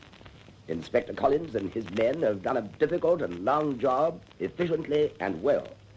And the fact that the murderer is still a free man is no reflection whatsoever on their ability or their determination. or their willingness to work and go on working day and night until our man is caught. But it sometimes happens in circumstances like these that the application of an entirely new and fresh mind onto the problem proves beneficial. And that is what I propose should be done now. Again, there's no reflection on Inspector Collins and the men who've been working on this case with him when I tell you that I've decided that Sergeant Evans should take over the inquiry. You won't find it an easy job, Evans. I realize that, sir. But you will find that Inspector Collins, Sergeant Hill, and the others will give you all the cooperation they can. I'm sure they will, sir. But apart from that, I want you to start right from the beginning. Pick your own team of men to work with you and go to it. And let's have some results, quickly. So Sergeant Evans picked his men and went to work. Perhaps it was just luck, but within hours of his taking over the case, the sergeant received a telephone call that was to prove by far the biggest break the investigators had had. Sergeant Evans? Hastings Police here, Sergeant. Yes? You're looking for a Manchester car in connection with the death of that girl in Hendon Park. Yes, we are. Well, there's a Manchester been abandoned in a back street out this way. The transport people say it belongs to a Mr. F.D. Ellis, Henty Road, Randwick. Just thought we'd ring you before we got in touch with him. Good. Leave the car just where it is. We'll be out to see it within a few minutes. Well, Max, what do you say? Well, if ever there was a fingerprint on this bus, there isn't any more. But there must be some. I'm telling you there are not. They've been wiped clean. Makes it seem more likely than ever that this could be the car used by the murderer. The tires checked with the tire marks we found at Hendon Park. The fact that someone's been to all the trouble of removing fingerprints, well, it all seems to add up, doesn't it? You been in touch with the owner yet? Yes, but he's in the clear. The car was reported stolen long before the murder. If only we could find someone who saw the car last night. Joe. Yes? You get a picture taken of this car and give it to all the newspapers. I want it given as much publicity as possible.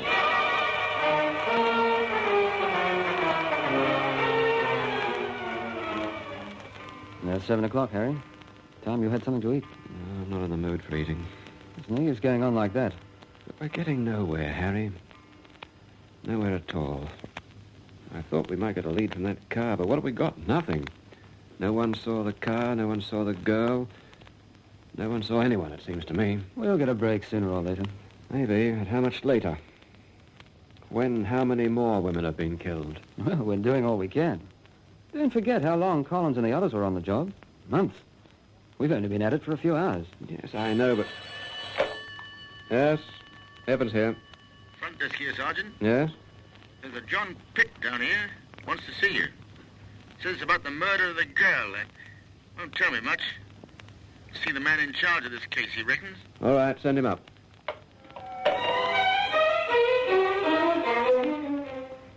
All right, Mr. Pitt. Just tell us your story right from the start. Well, it's this way. I saw the picture of that car in the paper, see? Yeah? Well, I'm a bus driver. Last night I was on late shift, see? Well, around about 10 o'clock, I'd reckon it was, I was driving the bus up Sandhurst Road down towards Andrews Point, you know? Yes, we know. Well, there's a bridge down there. And just as I was about to drive across it, a chap runs out into the middle of the road, waving his arms around for me to pull up. Well, I thought he might be in a bit of trouble, so I stopped. He came round to the door, stuck his head in, and asked me to sell him a gallon of petrol. Well, I had a tin on the bus, and I don't like to see blokes stuck, not at night, so I get the tin. He leads me to where there's a car standing. A Manchester it was. Oh, I see. Well, it was what happened next that made me take notice of this bloke. Well, what did happen next, Mr. Pitt? Well, he'd asked me for a gallon of petrol, hadn't he? Yes.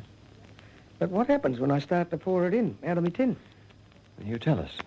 It goes about a cupful, and then his tank starts to spill over. He didn't need any juice at all, that bloke didn't. Well, I thought, what kind of a joker is it who owns a car and doesn't know how much petrol's in his tank? Anyway, before I could ask him, he jumps into the car and tries to start her up. She won't go. There's not a kick out of her. That's when he comes out and starts fiddling around under the bonnet. And then you see... Just a moment, Mr. Pitt. Huh? This is all very interesting, but what's it all got to do with the murder we're investigating? Huh? Well, can't you see? That car that bloke had could easily be the one in the paper tonight. It could be. But there are hundreds of cars exactly the same in the city. Yeah, I know, but let me finish. On the car I'm talking about, the fan belt was broken. And a mate of mine came up while we was there and fixed it with a nail. I reckon that nail would still be there. That's a point. And it's one we can soon check up on. The car's downstairs in the yard. Let's go down straight away and have a look at that fan belt. There it is, see? Holding that fan belt together. A bent nail, just like I told you. Mr. Pitt, it seems likely that you're one of the few people who have actually seen the man we're looking for. The man who's killed 3 women. You must know how important it is that we catch up with him. Sure I do. Then I want you to try to remember every word that was said when you were talking to him. I want you to try to picture the man, what he looked like, what he was wearing, anything unusual about him. Would you do that? I'll do everything I can, Sergeant Evans.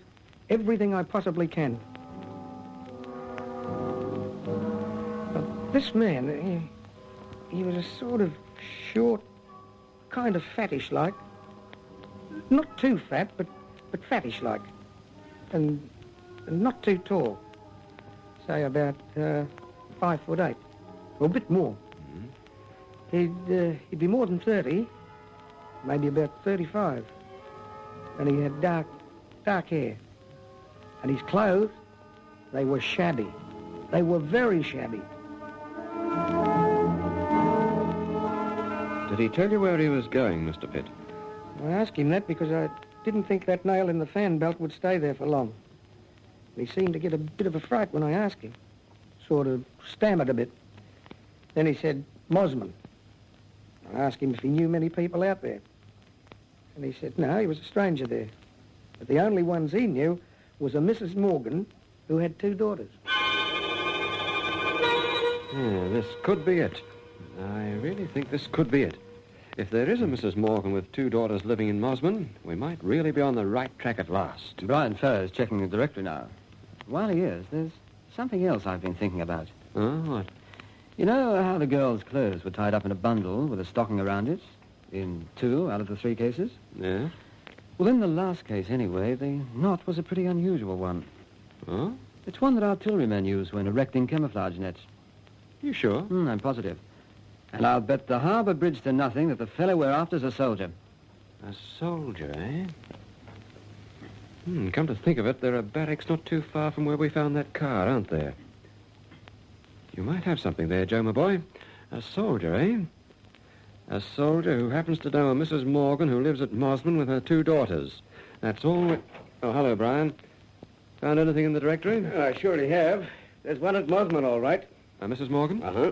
With 2 daughters? Oh, what are we waiting for, then? Come on, let's go.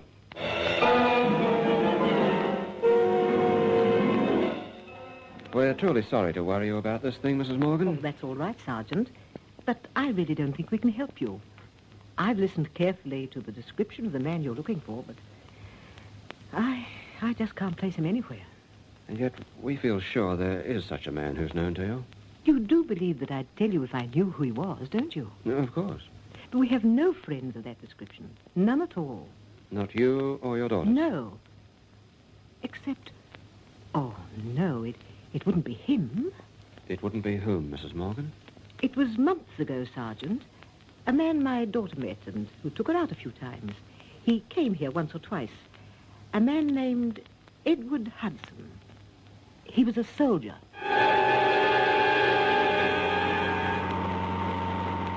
Seems almost too good to be true, doesn't it? I won't believe it till we've actually seen the man. It adds up almost too well. A soldier. An artilleryman who'd know that special knot you were talking about, and who was living at barracks just a stone's throw from where we found that car abandoned. I can't wait to talk to Private or Corporal or whatever he is, Edward Hudson. Hudson? Edward Hudson? Yes, there was a Private Hudson in barracks here. But you're too late, Sergeant. Far too late. He was discharged from the Army 5 months ago.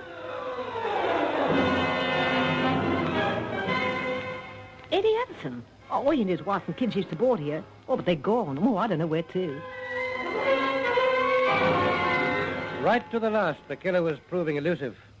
But the time came when the police got a definite lead on the whereabouts of Edward Hudson. And one night they waited patiently in a quiet suburban street. Someone coming out of the gate now. It looks like Hudson. All right. Let him get a bit further down the street. Then drive up behind him, Stan. As soon as we get level with him, pull up. Joe and I'll hop out and grab him. Okay. Righto, Stan. That'll do. Let's get him.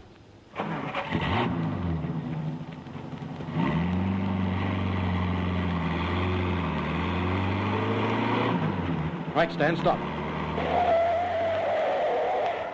Come on, Joe. Just a minute there. Huh? Edward Hudson? Yeah, but... Police here, Hudson. What? From the car here. We want to talk to you.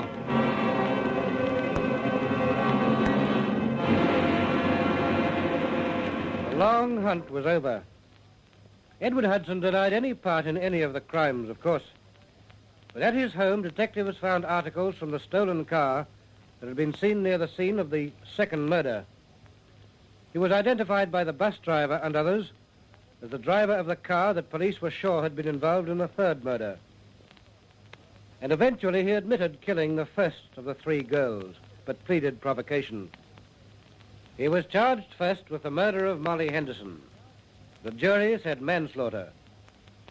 Then he was charged with the murder of Hilda Maxwell. There were 3 trials, but the ultimate verdict was guilty. And Edward Hudson went to jail for the term of his natural life. Only names, place names, and dates were altered in this true story. It was dramatized from Australian police records by Roland Strong, who now says goodbye until next week, when there'll be another true story in this series, which is produced in the studios of Hector Crawford Productions by Dorothy Crawford.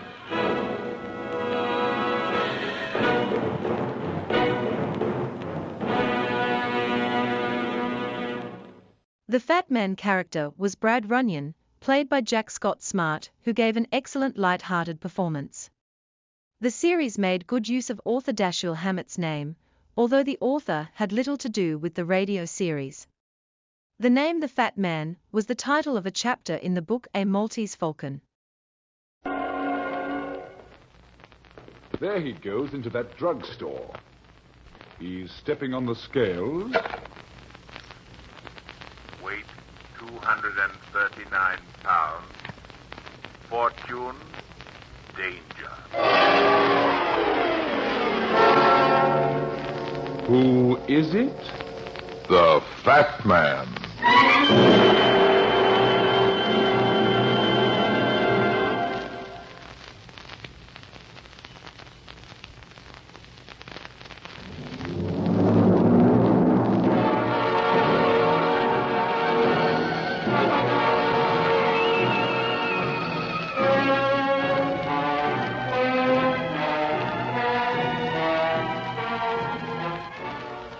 Love is a nice emotion. A soft, sweet, warm, deep dream for two. But for two, strictly. When comes a third dreamer latching his wagon to the lullaby train, the dream becomes a nightmare and has a nasty habit of turning into reality, the grim reality of murder.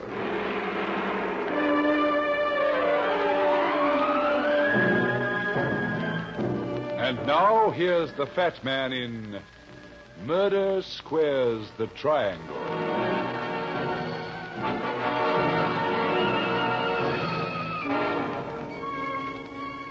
I was broiling myself a brace of double-loin lamb chops when my doorbell rang at 6:30. I answered the door, and when she told me her name, I let the chops burn. Her husband, Mr. John C. Kinnard, was famous as a hot-headed but well-heeled gentleman who could write a check with 6 zeros. And I always say, rich or poor, it's good to have money. So I asked her in. You must excuse me for coming to your home, but it was urgent. You need a detective, Mrs. Kinnard?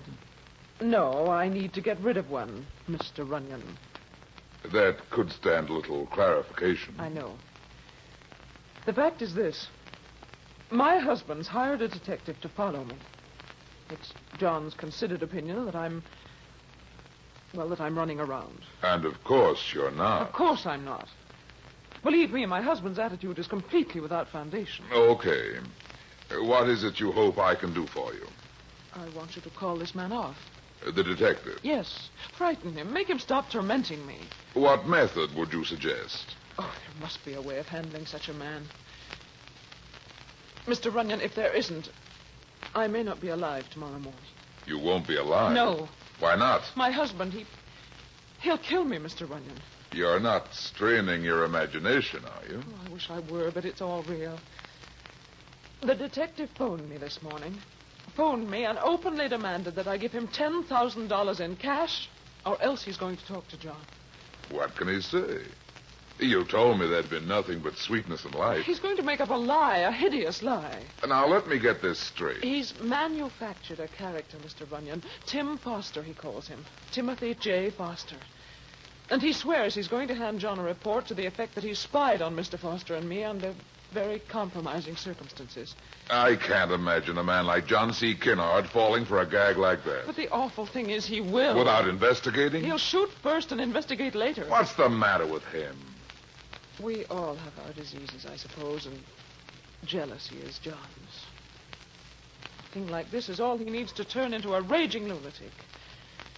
You've got to help me, Mr. Runyon. You've got to do something. Okay. What's the detective's name? Tanley. Fritz Tanley? That cheap bloodsucker? You know anything about him, Mr. Runyon? Plenty. What? Nothing I'd care to mention in mixed company, Mrs. Kinnard.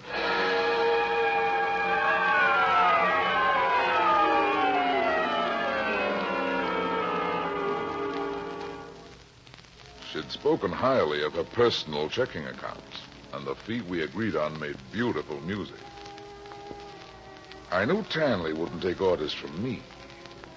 But remembering that the legal name for the gag he was working was fraud, I scraped the lamb chops out of the broiler and put on my hat.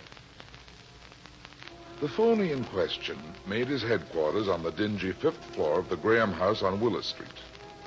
And when I knocked on his door a little while later, I found him in. Well, look who's here. Santa Claus's boy. What brings you here, handsome? Come in. Thanks. Word is that you want to cash in big on a little game of tag you're working for Mr. John Kinnard. Anything wrong with that? As I hear it, you're threatening to make report on the antics of your client's wife with a Mr. Timothy Foster. And it wouldn't take a genius to nail you for fraud, Tanley, if it happens that Foster doesn't exist. Yeah? To coin a phrase, yeah. Who is it's got this idea that Foster doesn't exist? Not Mrs. Kinnard, by any chance? By every chance. Must be a pretty funny sensation for her, then. What must be? Getting mail from a party who don't exist. What are you talking about? This letter, Runyon. Exhibit A in my defense for fraud. May I glance over it? Help yourself. Thanks. I hold on to it. Spell it out from where you are. Dear Kathleen, meet me tonight in the room at 26 Cabot Road. I'll be waiting at 8. Your own Timothy. How does that sound to you? Stylish stout. Where'd you get that? The bimbo Mr. Kinnard loves tossed it into a corner wastebasket early this a.m. What happened to the fraud conviction, powerhouse? You plan to show that to your client, Tanley? Me? No, I don't plan to show it to him, Runyon, because I already did. You don't say. 20 minutes before you gumshoed in.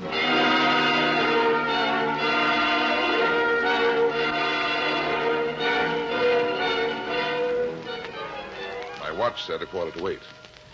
To Mrs. Kinnard, I owed nothing except a loaded cigar. But I knew that if she kept that 8 o'clock appointment, there'd be more fireworks than a Chinese New Year. So I left my gruesome brother detective, grabbed a taxi, and gave the address on Cabot Road. My watch showed a shade after the hour as I got out of the cab and rang the bell. I'd rung it 3 times before I saw the door was off the latch. So I went in. Timothy! Timothy, no! No!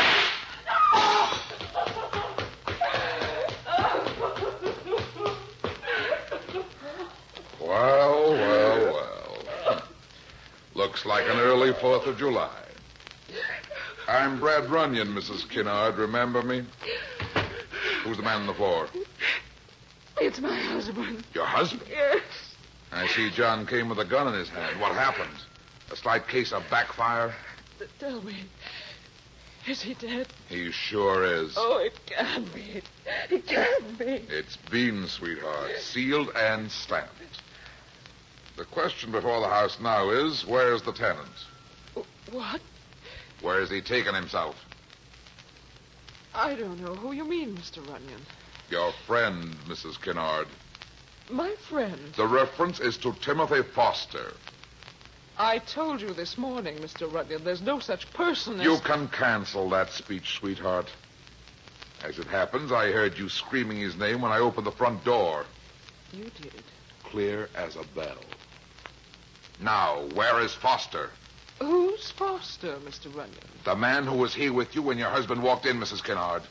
The man who shot first without waiting to be shot at, and then took a 2-story leap into the hydrant just through this window here. Really? Where will I find him?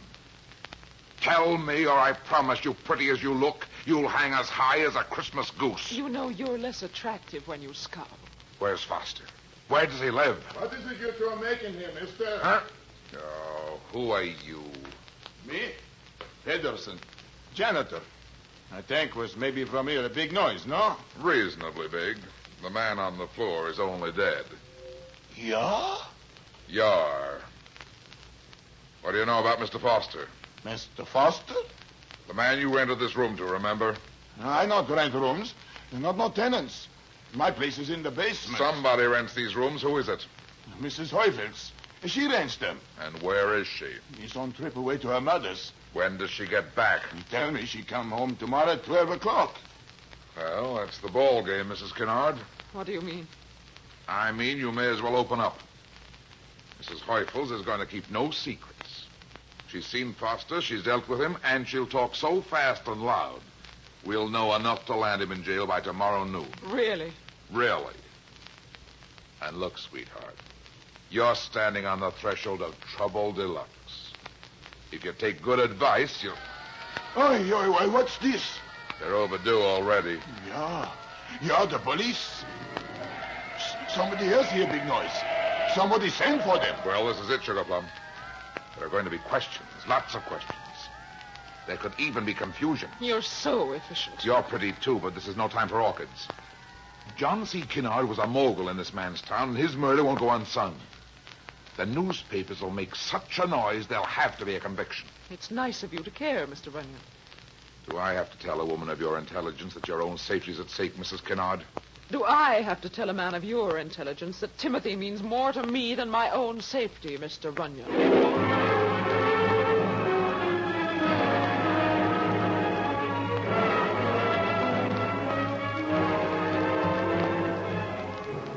And so it stood.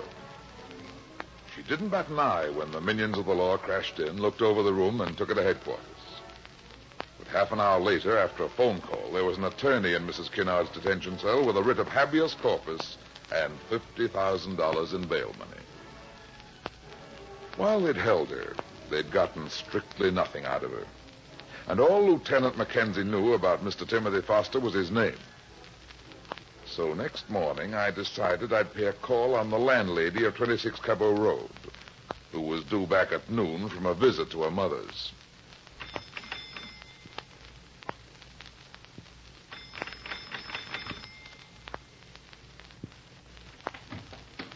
Yes? Mrs. Heufels? What is it you want? Like everybody else in town, I'm interested in last night's murder. Go away from here now and don't bother. You haven't started being bothered yet, Mrs. Heufels. Wait till the DA gets here. The DA?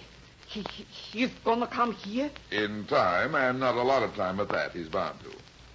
But if we get together and have the right kind of talk, we might manage between us to keep the police away altogether. come inside. Who are you? Private detective. What is it you want to know? All about him. Who? Your second-floor boarder. And who is it will look out for me? Why does anybody have to look out for you? That's the way it is.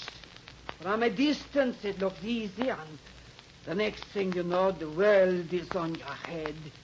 I'm afraid I don't quite follow you, Mrs. Hoyt. Of course not, of course not. How could you? Go in the dining room and keep quiet. Why all the secrecy? Do what I tell you. Just sit down over there, and we'll bring all this to finish. That's what I want. Wait till I close the door. You may wonder why I'm being so careful, but if anybody heard it, it might be dangerous. The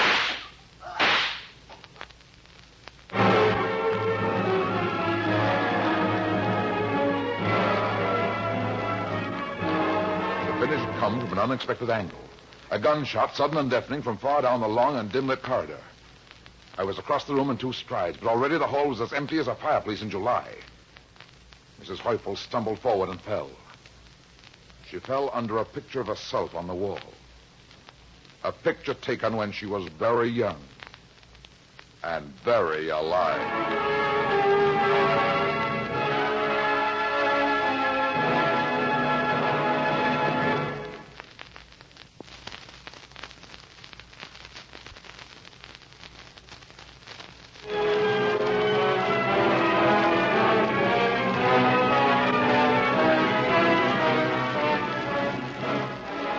Mrs. Heufels lay dead on the carpet. And with her passing went my best hope for a fast finale to the Kinnard killing. When I broke the news to Lieutenant Mackenzie, I could hear the ragged edge of despair in his voice. To soften the blow a little, I pointed out that now at least we knew Foster had been in the neighborhood as late as 12:15. After I hung up and sat a while in quiet speculation, my mind suddenly focused on a certain detective. A hard-bitten gent who had been overlooked. And as soon as the police arrived, I took my way once again to the Graham house on Willis Street. Beat it, Runyon. Take it easy, Tanley. Take it easy. I told you to beat it. Is that the way to talk to a friendly colleague? The friendly colleague will either take himself a walk... Go on in and sit down. What have you got with me, Powerhouse? Not much. Only a certain John C. Kinnard, who earned his money the hard way, might be alive today to enjoy it. If you hadn't stuck that note under his nose and let him go off on a rampage to get lead in his chest. I did what I was paid for. Why do you come off telling me my business? It just seems to me that the detective who actually spotted Foster with Mrs. Kinnard ought to have a pretty clear picture of what he looks like. Did you figure that all by yourself? With a minimum of prompting from the audience. You say you saw him, Tanley. And who's saying not? How often did you see him? Often. How close? Close enough to know. Then let's have it. He's about 6'1", brown hair, gray eyes, walks with a cane and drives a black 41 Ford sedan. Thanks for the information, Tanley. I'll pass it along.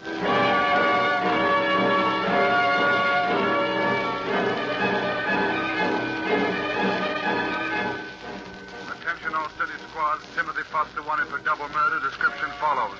Height 6'1", hair brown, eyes gray. Attention all state patrols. Murderer of John C. Kinnard at large. Post guards at all toll bridges and highway entrances. Stop all suspicious vehicles with particular attention to black 41 sedans. Attention all National Police Headquarters. Arrest on site Timothy J. Foster. Height 6'1", hair brown, eyes gray. Uses cane and drives 41 sedan. This man is a dangerous killer.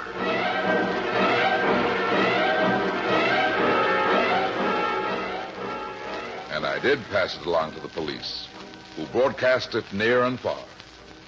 For 12 hours, the homicide squad struggled along on not a wink of sleep. And from all this labor, they scored a very circular goose egg.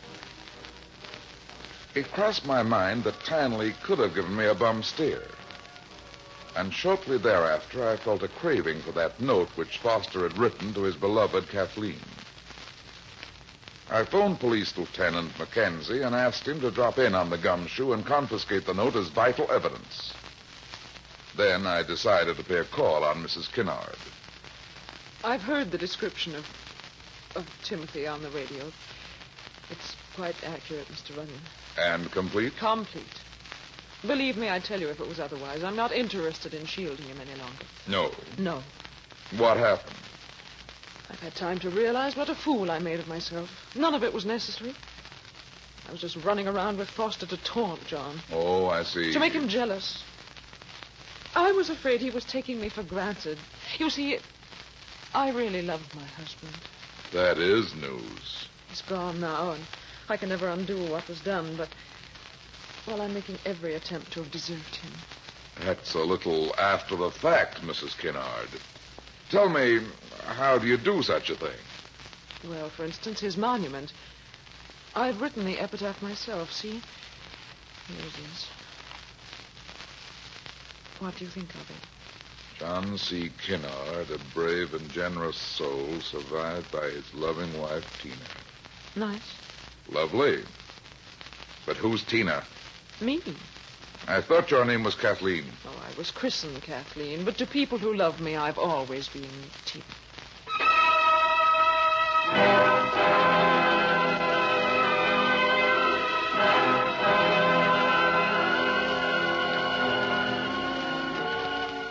I left her and went down to the drugstore for chocolate malted. Then, say 10 minutes later, I made a call to Mackenzie and asked him if he confiscated the note written by Foster arranging the fatal date with Mrs. Kinnard. He said he had. I then wanted to know if he had a handwriting expert on tap, someone who could not only analyze it but write it. Again, the answer was yes. There was a graphologist named Mercer in the lab, and he was at that moment studying the note in question when Mackenzie switched me over. Mercer speaking. This is Brad Runyon. Oh, yes, Mr. Runyon. Do you have the Foster note nearby? Here, it's in front of me. You want me to analyze it? No, I want you to copy it. Copy it? Yeah, stroke for stroke. And write out the following. You got a pen? Yes, sir. Okay, here goes. To the police. What's that?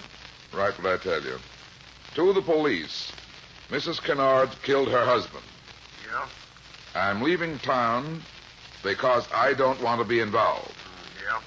But I saw her pull the trigger. Have you got that? Yes, sir. I'll have it done in half an hour. Okay. Sign it, Timothy Foster.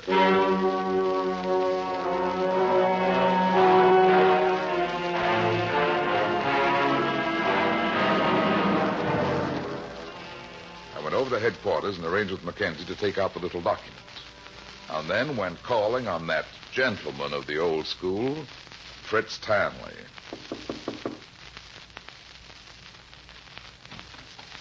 Hiya, Tanley. What? No cops this time? No cops. This visit's off the record, Fritz. Nice to see you so sociable. Sit down. What's on your mind? The Kinnard case is about to close. Huh?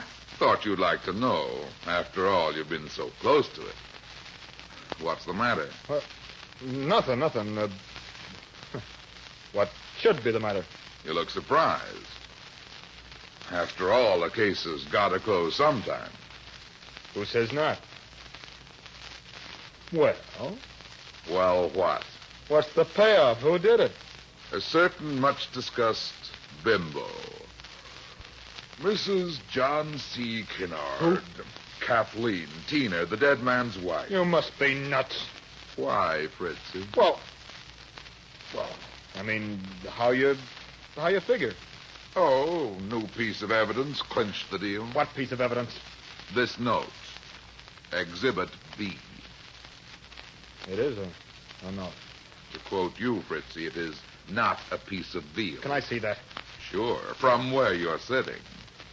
You're far-sighted. Spell it out. Mrs. Kinnard killed her husband. I'm leaving town because I don't want to be involved, but I saw her pull the trigger. Who wrote that? The signature's there. Timothy Foster. And the script is identical with the first note. The one about the date on Cabot Road. You can see now why I say the case is about to close, huh, Fritzy? Yeah. You're the first person to see this little billet doux. Where'd it come from? Under a sofa cushion in Foster's room at the boarding house. You found it, I take it? Who else? What kind of angle are you looking to cut here?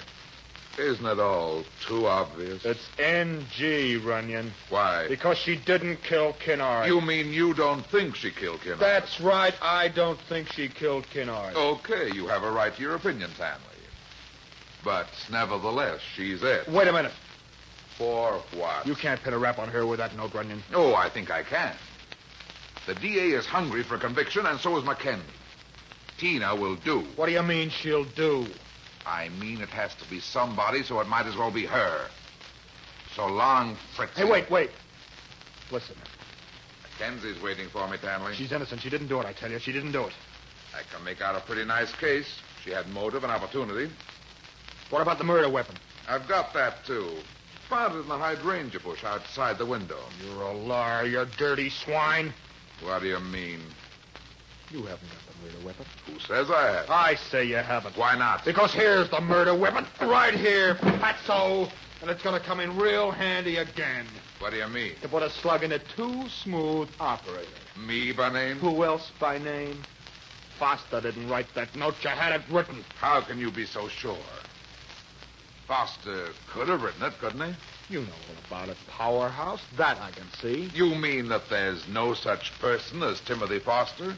Could that possibly be what you mean? Couldn't be that you invented him out of thin air to be a fall guy. Yeah, it could be. Could it be that you did more than trail Mrs. Kinnard? That you caught up with her, fell in love with her, and invented a man named Foster to lure Kinnard into the trap at 26 Cabot Road? It's possible. And it's what happened. Yes, it's what happened. You rented the room from Mrs. Heufels as Foster. And when she was about to talk, you killed her, cool and deliberate. So she wouldn't upset your dream of a blue heaven with Tina Kinnard and her husband's millions. Was that the play, Fritzy? Exactly, king size. And now, before we wind up your shining career, can I ask one? The floor is yours. How did you know all this? Just one of those nasty gags that nobody can count on did the trick, Fritzy. When you wrote that first fake love note from Foster to Mrs. Kinnard, you had him address her as Kathleen. And then today, unsolicited, the lady tells me that to people who love her, she's always Tina. You knew from that? From that, I started thinking. Not bad, Runyon. At my best, I'm very good. But not good enough to stick my girl with a trumped-up gimmick and get away with it. I never planned to stick her, Tanley. What do you mean? Oh, this was to get you to hand out a confession. Confession? To Lieutenant Mackenzie, who's standing on the other side of that door out in the hall.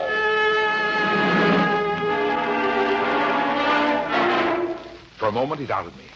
Then he decided I was on the level and turned, firing as he swung. The bullets went wild, nosing into the doorframe. Before a third slug could better his score, Mackenzie opened fire, and Tanley grabbed his chest and pitched forward like a sack of grain. I'll get it, Mac. Hello? Hello, darling. Who's this? It's Tina, sweetheart. How are you, Tina? You don't sound like yourself. Is this Mr. Tanley? No. Oh, I'm so sorry. Is Mr. Tanley there? Yes. May I speak with him, please? I'm afraid you can't. Why not? Because, Tina, Mr. Tanley's dead.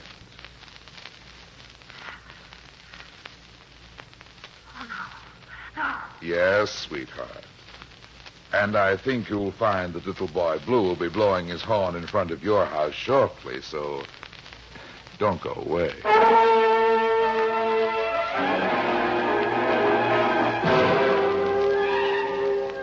Mackenzie took over then. And as I left, he said little, but meant much. And he watched me descend as the wire cage elevator groaned me down to the lobby level. I went out in the street, and at the corner of 4th and Willis, there was a fruit stand with a pyramid of rosy wine saps, where I stopped and bought a sackful. Then I went on my way thinking that love is a nice emotion. A soft, sweet, warm, deep dream for two. But strictly for two. Strictly.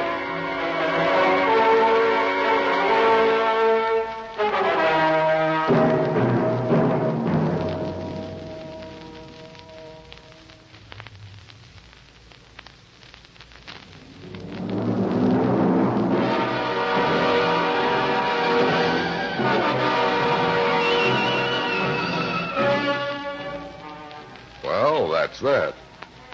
It seems I spend my life in getting into trouble and getting out of it. But at the same time, I generally manage to get some other people in and out of trouble, too. Be seeing you again. So long.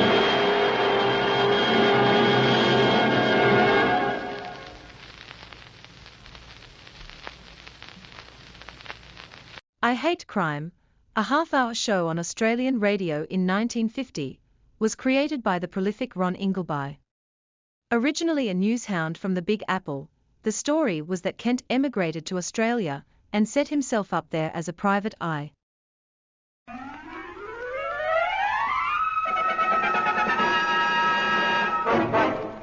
I'm in a funny business, if you can call it a business. For instance, I was in my office that Monday morning following the Saturday Jack Thompson rode 5 winners in a row. I was trying to figure out how much I'd have if I'd started with a quid and played it all up. I was multiplying 48 by 7 when... on the phone.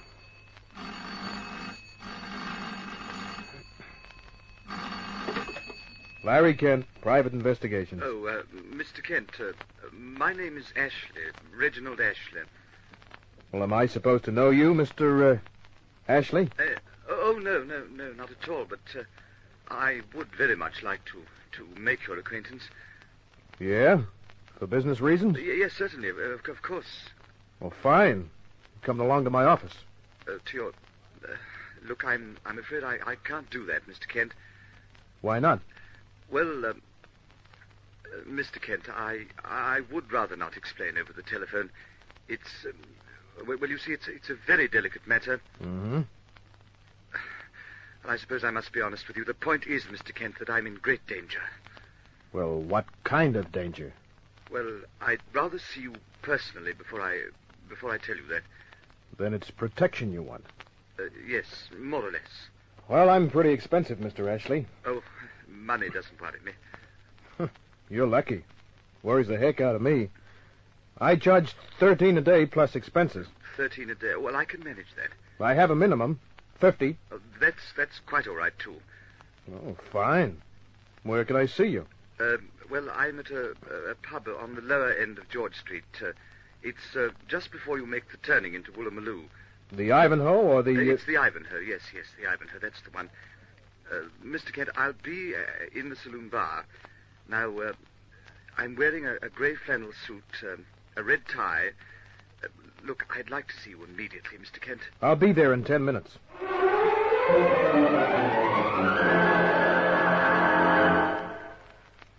The Ivanhoe isn't a bad pub. Lots of artists and writers hang out there. Both dames and guys drink at the bar. When I walked in, it was only 10:30 in the morning. There were 2 guys at the bar. One stood facing the open doorway, nursing a tall drink. Another guy, engrossed in a newspaper, sat at the far end of the bar.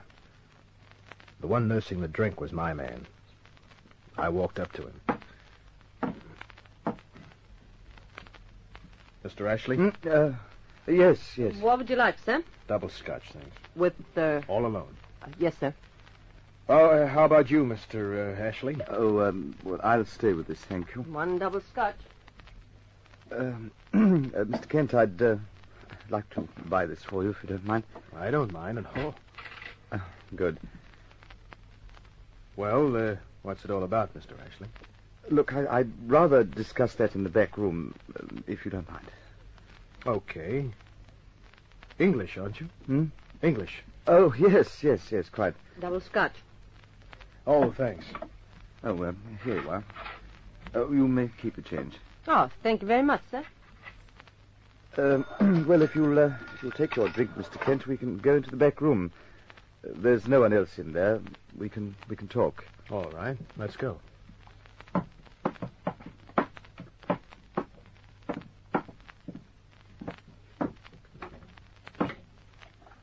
After you. Thanks.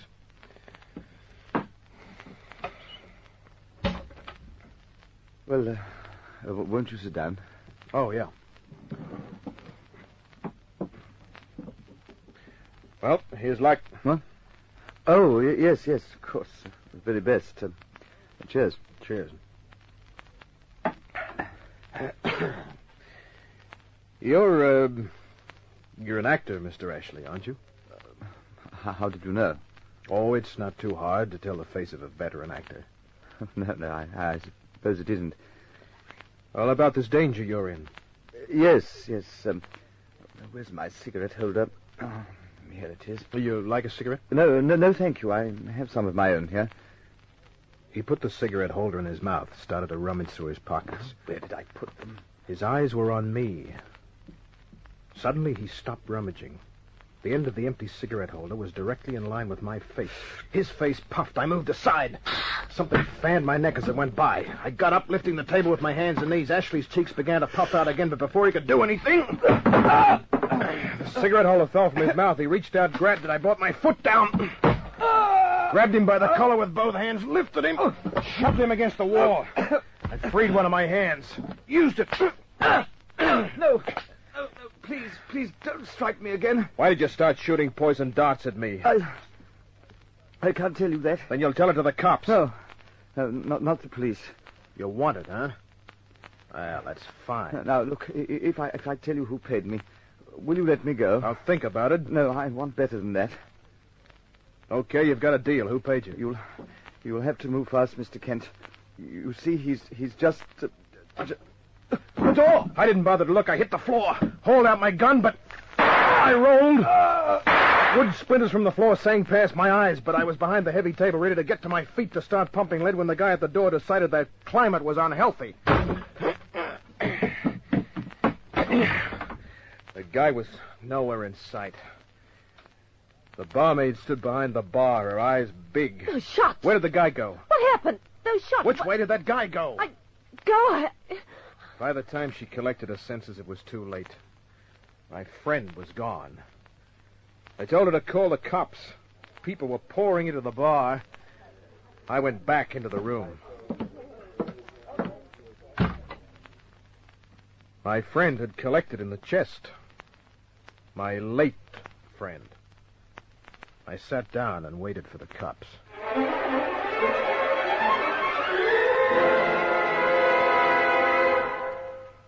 I was at headquarters in Inspector Daniels' office. It was 3 hours later. The fellow's name wasn't Ashley. It was Cobb. He wanted in England for 3 murders.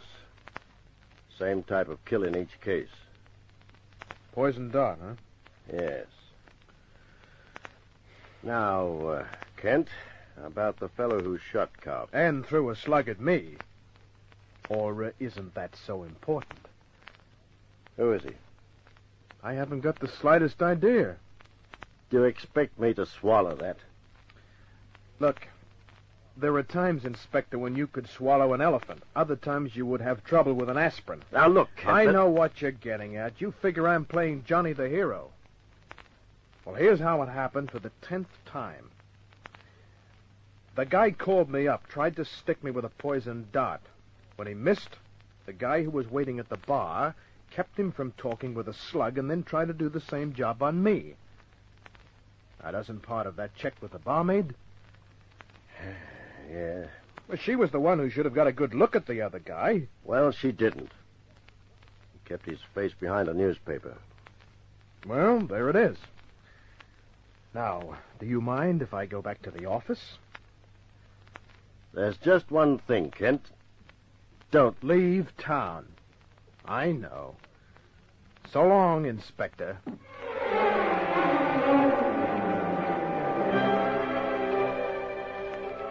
week passed. I didn't exactly forget the little episode, but I put it far back in my mind because I had other things to think about. For instance, there was the brunette who walked into my office. Hello. She was wearing a blue silk dress, and some of the silkworms must have gone on strike. Her physique? Well, she went out where she should go out, went in where she should, and took her sweet time about doing it. Mr. Kent. That's right, Miss... Randall. Sally Randall. Sit down, Miss... Randall. Thank you. She made a production out of crossing her legs. She must have practiced the act for a long time. But I couldn't blame her. She had some lovely material to work with. What can I do for you, Miss Randall? You treat your cases in confidence, don't you, Mr. Kent? Well, my investigations are strictly private, always. Unless a client tries to put something over me. Yes, I can understand that. I'm in trouble, Mr. Kent. What kind of trouble? Mark Lawrence, my employer. Well, what about him? I'm his secretary. Yeah? I was working in Mr. Lawrence's home. He tried to make love to me. And? We struggled. I pushed at him. He fell. Mm-hmm. His head hit a corner of the desk. And he's dead, huh? Yes.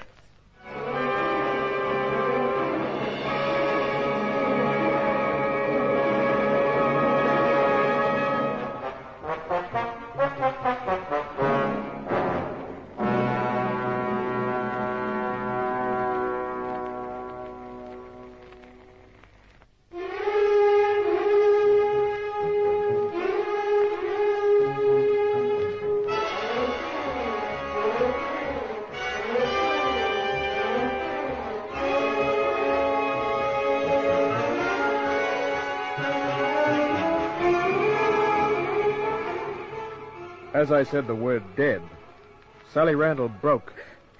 Yes. Hey, now take it easy. But I pushed him.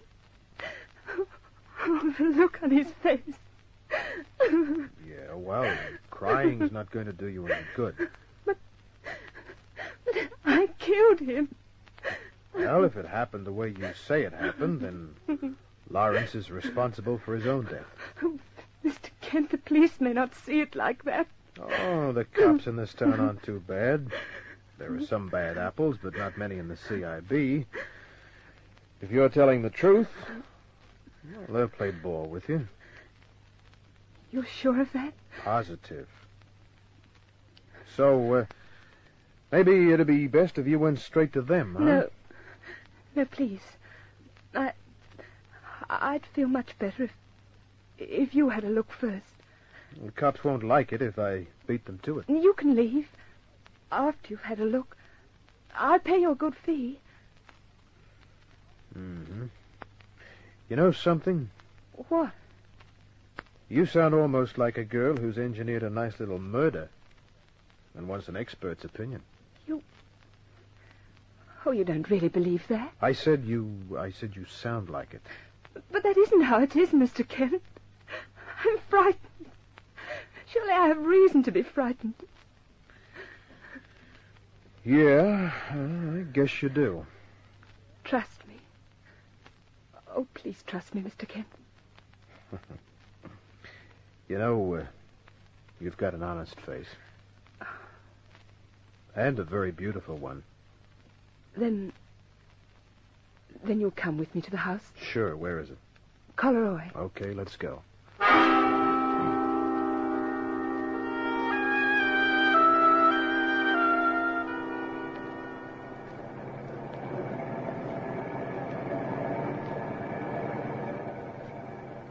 We climbed to the top of the hill overlooking Long Reef Golf Course.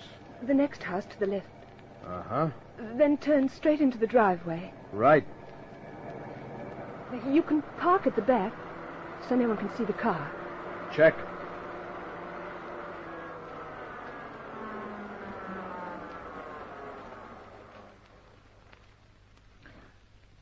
Like to have a cigarette before we go in? No, thank you. You sure you're feeling okay? I've got some brandy in the glove box. I'd rather get this over with.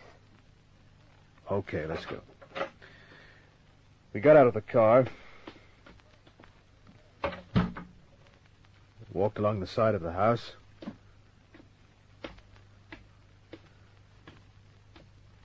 Up a few wooden steps.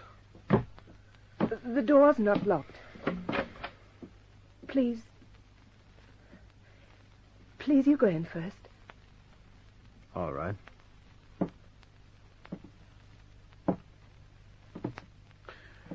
Okay? Yes. Now, where's the body? In the next room. Straight ahead. Oh, you can stay here if you like. No. I'll come with you. It was a big house. Well furnished. Sort of luxury weekender. Mm-hmm. I figured that Mark Lawrence, whoever he was, had plenty of that folding stuff. We came to a thick oak door. I closed it after it happened. You see, I stayed out here for a while, thinking what to do. I couldn't bear to see... Yeah, sure. I understand. I'll go in and have a fast look. You better stay here. No, I have to face it. I'll go with you and show you what happened. Good girl. Well, here goes. We entered the room, and there was the guy. Only he wasn't on the floor, and he wasn't dead. Don't try anything. The guy had a snub-nosed automatic in his hand. It was pointing in the general vicinity of my belt buckle. I glanced at Sally. She seemed surprised. Mr. Kent, You don't kill them very dead, do you? Good actress, ain't she? Yeah, wonderful. We should have used a woman in the first place. I don't like the idea of making use of that Tommy. Oh. So this is the tail end of that, huh? That's right, Kent. Uh-huh. Well, what have you got against me? I never saw you before in my life. I've got nothing against you. I'm just a bloke who works for a living. Like our friend Sally here. You said this was just supposed to be a practical joke. Yeah, that's what I said. Fooled you both. You see, after the Pommy bungled it, Kent, Arnsworth said he'd leave it in my hands. Arnsworth? Yeah. Phil Arnsworth. You remember Phil, don't you? I remembered Phil. He came into one of my first Australian cases. Because of me, he was sent up for 10 years. Time goes fast, doesn't it, Kent? And Phil pushed those years ahead a little bit. He was a real good boy in jail. They took almost 2 years off his sentence. How much is Phil Arnsworth paying you, Joe? The name's Sid, and he's paying me plenty. More than you could offer, Kent, so forget about trying to make a deal. As for you, lady, you shouldn't have answered that ad in the paper for an actress. He told me it was to be a practical joke, Mr. Kent. Oh, I should have seen through it. Yeah. What are you going to do with her, Sid? Seems like there's only one thing to do. I guess Arnsworth will leave that to me. And he broke this gun in once. On the Pommy. Ah, so you were the guy behind the newspaper at the Ivanhoe Hotel, huh? That's right. Arnsworth is going to be here in about an hour. He'll want to take care of you personally, Kent. Yeah, but why do you have to kill the girl? She hasn't done anything. Oh, she's just unlucky, that's all. Now turn around, Kent, so I can take your hardware, and don't try anything. If you do, I'll put a bullet in your back and apologize to Phil later. He didn't give me a chance to do anything. The muzzle of his automatic was pressed into my back as he frisked me with his left hand. He took the .38 from my shoulder holster, penknife from my pocket, and stepped away. Okay. You can go down to the cellar and wait for Phil. Won't do you no good to look for a way out, either. There's only a small barred window and that door.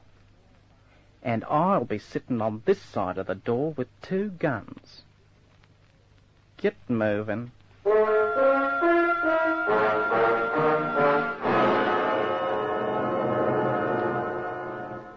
The cellar was dark and damp. The small barred window was 10 feet up the stone wall. Even with the bars out, a midget would have had trouble squeezing through. I'm sorry I got you into this, Mr. Kent. Hey, this is a heck of a time to stay so formal. Couldn't you, break that down to Larry, huh? You're nice, Larry. Too bad we couldn't have met under more favorable circumstances. Well, what's wrong with this? It's nice and dark. And we're alone. Larry.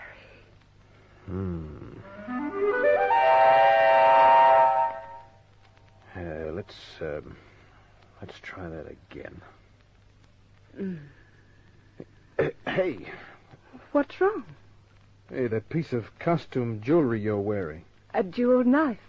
Yeah. A jeweled knife. Unpin it, Sally. Why? I'll show you in a minute. I bumped into a broom a while ago. Yeah, here it is. Now, I'll just snap the broom part off. There. What are you going to do with it? Well, next, I'm going to pull out some of this old phone wire, take off the insulation, and then I'm going to fasten that ornamental knife to the end of the broomstick. And then later on, I might get a chance to show you how good I was at college as a javelin thrower. Stripping the insulation from the wire was hard work.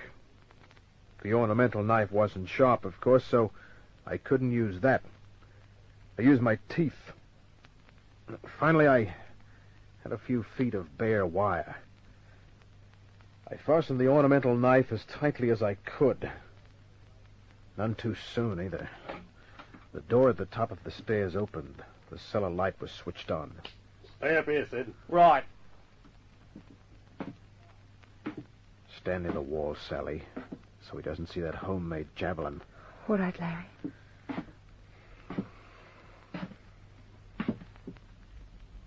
Hello, Kent.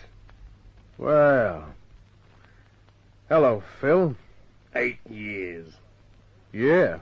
8 years in that cell, that stinking lousy cell. 8 years, Kent. Thinking about killing you. Oh, you should have taken a more constructive hobby, Phil, like weaving baskets, maybe. You've come to just about your last wisecrack, Mr. Smart Aleck. Your last crack. I'll just get a little closer. Oh, you don't want to miss, huh? I want to make sure I don't kill you with the first 5 or 6 shots. Oh. Remember that day in court? The day I was sentenced? Yeah. It's one of my happiest memories. Even though you should have got 20 years. I swore I'd get you, Kent. And here we are. Yeah. I think I'll put the first one on your left shoulder. Get ready for the burn of it, Kent. I moved before he could take aim. I grabbed the broomstick as he fired. He fired too quickly. The bullet fanned my cheek. I lifted the broomstick. Let go! The second shot hit the stone wall, and the stick got him in the chest. He staggered back. I went for him, got his right wrist, wrenched the gun free. Larry, watch out! Sid was coming down the stairs. Phil was staggering back, trying to pull the broomstick from his chest. I lifted the gun. Sid fired wildly. I didn't. Sid went down and stayed down. Phil had his back to the wall. Finally, he pulled the broomstick clear. Phil stood there, staring at me, hate in his eyes. He took a step forward. Then all the life left his body. Down he went. Larry. Easy, kid, easy. Come on. Let's go upstairs and use Phil's phone.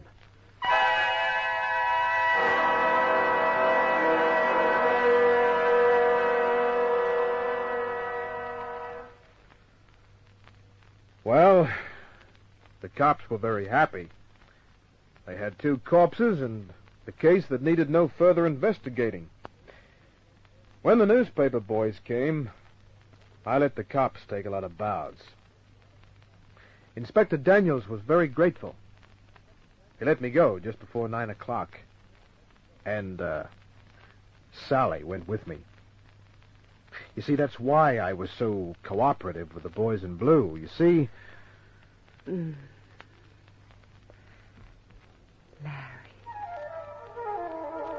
You see? Good night.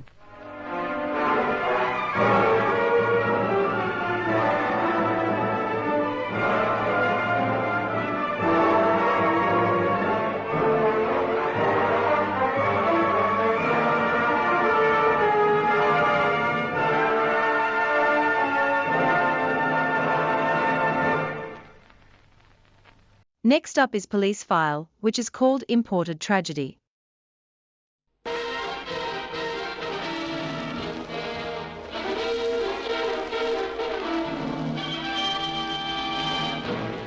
Police File.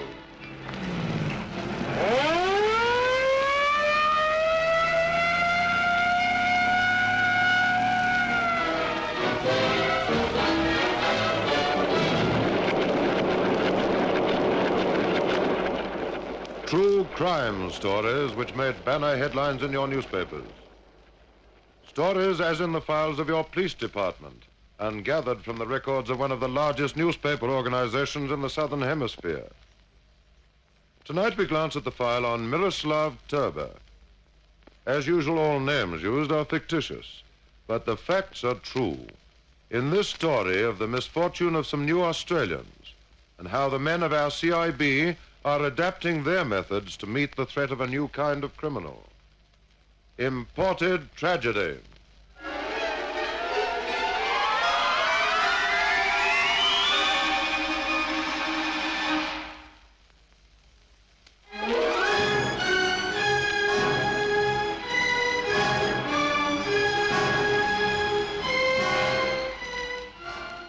It is night time, and the police radio car, a unit of the Eastern Wireless Patrol, is doing its usual round of duty. Alert and ready for anything from picking up a suspected character to arresting a murderer, the patrol glides quietly through the streets. At times, the radio crackles, and VKG, police headquarters, is on the air with a message. And the men themselves, which include Detective Sergeant Martin and Detective Baker, keep a continual watch on the houses and flats about them. Quiet night so far, Sergeant. Quiet night. An hour on duty and we've had 2 calls already? Yes, but nothing to write home about. You speak for yourself. I'll have my reports to make out. It's all quiet on the new Australian front tonight. Why shouldn't it be? They caused a lot of trouble, those blokes. That time last month, you were on leave. We had 6 calls in the first 2 hours. Yes, I heard about that. And every time, Sergeant, there was a new Australian mixed up in it. They cause all the trouble? Not every time. But they were mixed up in it. Well, so what? One of our hoodlums knocks down a man who's so new to the country it takes us 5 minutes to get his name out of him, and you blame him for what happens. I don't know. I just don't like him, that's all. Who's that supposed to worry? They fight dirty to start with. Catch one of our boys coming at you with a dirty big knife that could slice your head off? Yeah, I've taken knives off our own before today, and so have you. Maybe. Say, do you remember that woman down at the bay who kept poking at us with a table knife and yelling, "Men are unclean, men are unclean"? Yes, I remember. Yes, you're right. Knives are dirty, all right, but they... Uh-huh. On the air. VKG to car 48. VKG to car 48. Spill the beans, Tommy. There's a disturbance at the lower end of Roslyn Street. 7 men involved in a brawl. Could be serious. Okay. Give her the works, Jordan. Straight down, the second turn to the left. Quickest way.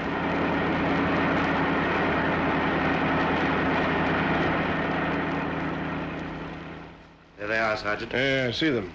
All right, straight up to them, Jordan. Okay, all right, come on, break it up. We're police. Hey, the police, boys. Let's get the heck out of here. Come on, let's go. Hey, stop. You're under arrest. That man on the ground, Sergeant. Yeah, I see him. Go on, Baker. White, you grab a couple of those boys anyway. Stop, you're under arrest. Come in, White, hold it. Hey, what's the matter? Can you get up? You all right? Oh, please. My head had hurt. They want money. No money. No money. Oh. He's out to it. Well, here's one you Australian didn't cause the trouble. Baker, White. Oh, you got a couple of them, Sergeant. Yeah, good. Call the ambulance, will you, White? We'll look after these two. He's not dead. No, I don't think so. Not the fault of these two, though. What's your name? Jamison. And yours? Have a guess. Ah, one of those, eh? It's Weber, Sergeant. I know him of old. In what connection? Bashings. Usual hoodlum stuff. He was in trouble that night when you were on leave. Knocking up a new Australian? That's right. Hey, this one on the ground. Yeah, he's a new Australian. You're not a nice type, Weber. Ah, the dirty... And mind your language, will you?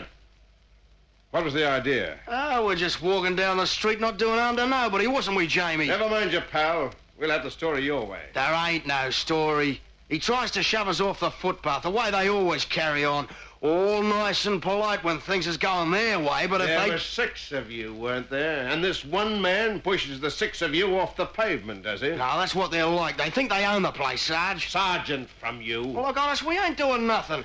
He gives me a knock as he goes past because I don't move fast enough. All right, I'll teach him a lesson. Can I help it if the other boys wade into him? Can I help it if... All right, that's enough.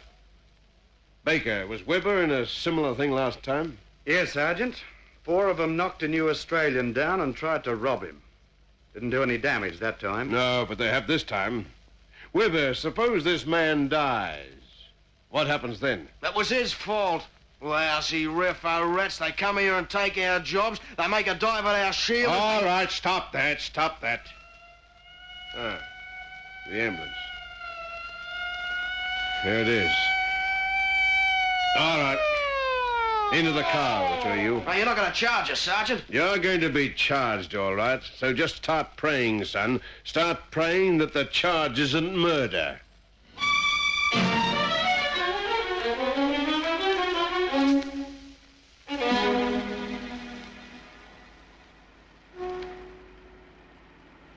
That Weber's a nasty piece of work, Baker. He's got a bad history. All right.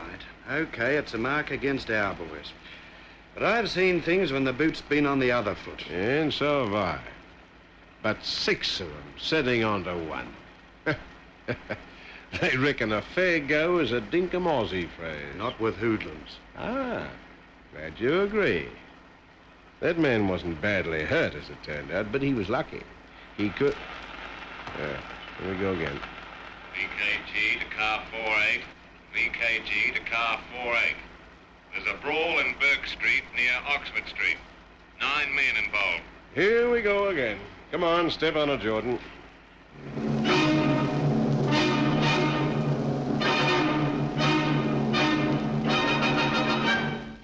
It was a similar kind of disturbance. 4 new Australians walking merrily home from a meeting arranged by their own countrymen and some of our leaders. And then the hoodlums attacked them. The patrol car was in time to save the emigrants from any serious harm, and in time, too, to arrest 2 of the attackers.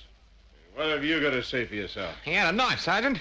Came at me with a knife. He had a knife. Which one? A little bloke with a mo. I'll swear he had a knife. It isn't so, Sergeant. I checked. No, it's a lie. He had a knife. All right, into the car, you. Take him, White. It's a lie. He had a knife. All right.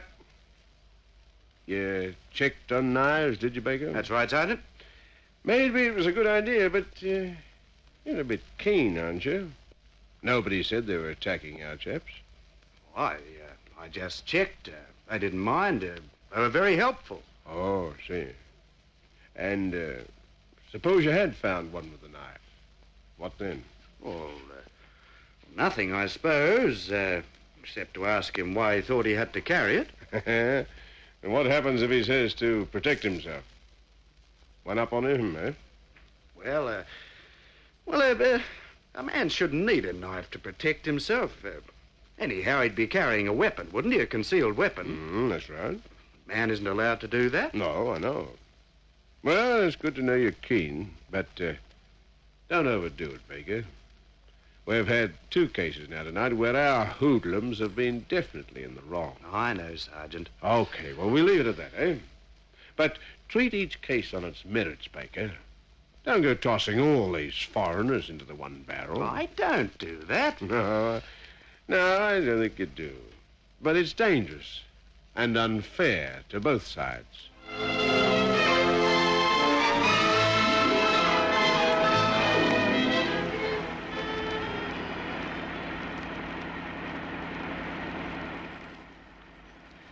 Quite a night now, Sergeant. Well, gosh, it should be. It's after 1. Except this looks as if it might be a bit of trouble. Where? My side of the street. Under that lamp there now. Looks like a drunk. Yeah. Pull over, Jordan. We'll have a word with him. Just a minute there, please. You speak? You speak to me? Another one. Yes. We called you. Is something wrong already? I don't know about that. You all right? I'm not, how you say, all wrong. All right, then. You looked a little unsteady in your pins, that's all. No. I'm respectable. I'm a citizen. That's okay. That's all right, then. Where are you going? Home? I know where I am going. I know where I am going. That's more than I do. He's drunk, Sergeant. Oh, he may not be. Funny chaps, some of these boys. What do you reckon he was? Maybe Middle Europe, Czech, perhaps? Yeah, could be. I don't think he even knew who we were. Well, that only argues an innocent mind, you know. Doesn't say he wasn't drunk. No, I still don't think so. Might have had a row with his girlfriend. They're pretty emotional, you know. Quick on the draw, you mean? You're a stubborn bloke, aren't you, Baker? Look, I just don't trust him, Sergeant. I've seen too much of what happens when they try to pull that knife or that gun. Go on with you. You're teaching your grandmother to suck eggs. All right, Jordan. Let's get moving. I'll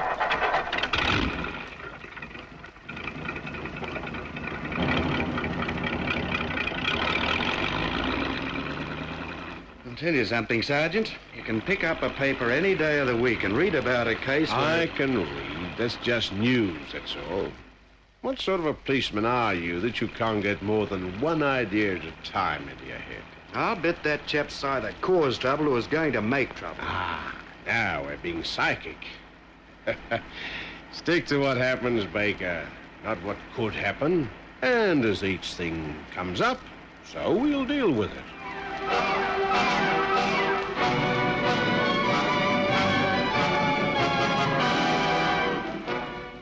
The man in the patrol car had been right. The stranger was a Czech. His name was Miroslav Turber. He walked onwards through the night, muttering to himself, swaying a little as he walked. But he was not drunk. His destination was a flat in Darling Point. And finally, he got there. Open this door. Open it. I want to come in. You must let me in. Open the door. I will kick the door down. I will come in. I must come in. Who's that? Who was that guy? You must let me in. Open this door. Okay. But lay off that door. It's your friend, Miroslav. You must let me in. Nothing doing. Beat it. Scram. All right, I'll go. And you are being sorry, my friend. And I Miroslav Turba, I am making you sorry. I am making you sorry.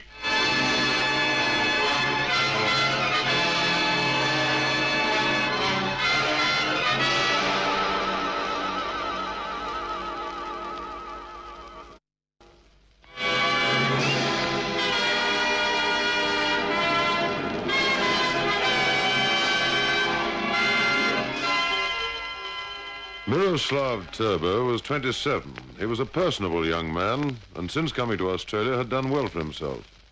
He began his new life as a nightclub waiter. And it wasn't long before he was part owner of a nightclub of his own. That was his business life. But his private life was an unhappy one. And the two people who knew most about that, apart of course from Turba himself, were the two people behind the locked door in the Darling Point flat. Alfred Dansberg and Mrs. Nita Billings. That crazy foreigner, honey. I soon sent him on his way. You didn't open the door. I said I sent him on his way. Another slug, Angel? Okay, just a small one. Say when? Oh, honey, that's plenty. You know, Alf, Miroslav worries me. He doesn't worry me. Here's fun. Thanks. Miroslav's a temperamental sort of guy, you know. So am I. He comes round here again, I'll push his face in for him. He could be dangerous, too. What? He could be dangerous. I don't like that kind of man. Nice time to be talking. You got yourself mixed up with him, didn't you? I didn't know what kind of a man he was like. Okay. You tell me what he's like. I just don't understand him, that's all. Girl wants a little fun, and Miroslav goes off the deep end when the party's over. Oh, lots of guys are like that. Maybe I am, too. Not you. I can handle you, honey. Nice to know. All right, so the guy's unstable. It doesn't make him dangerous, does it? I don't understand his kind, that's all. He and I talk a different language. Yeah? Look, what exactly happened between you two, anyhow? That's it, nothing. He was too jealous. I didn't like that. I'm jealous, too. You know, when we're married, I'll be even more jealous, Nita. You're different. You're almost a boy, but Miroslav, he's different. Yeah? Well, that explains a lot, I don't think. A lot of these new Australians are like that.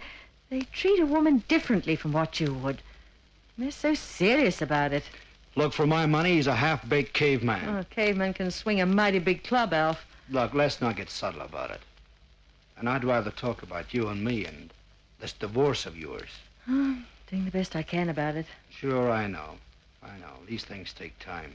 But when the divorce comes through, it's you and me, baby. Of course it is.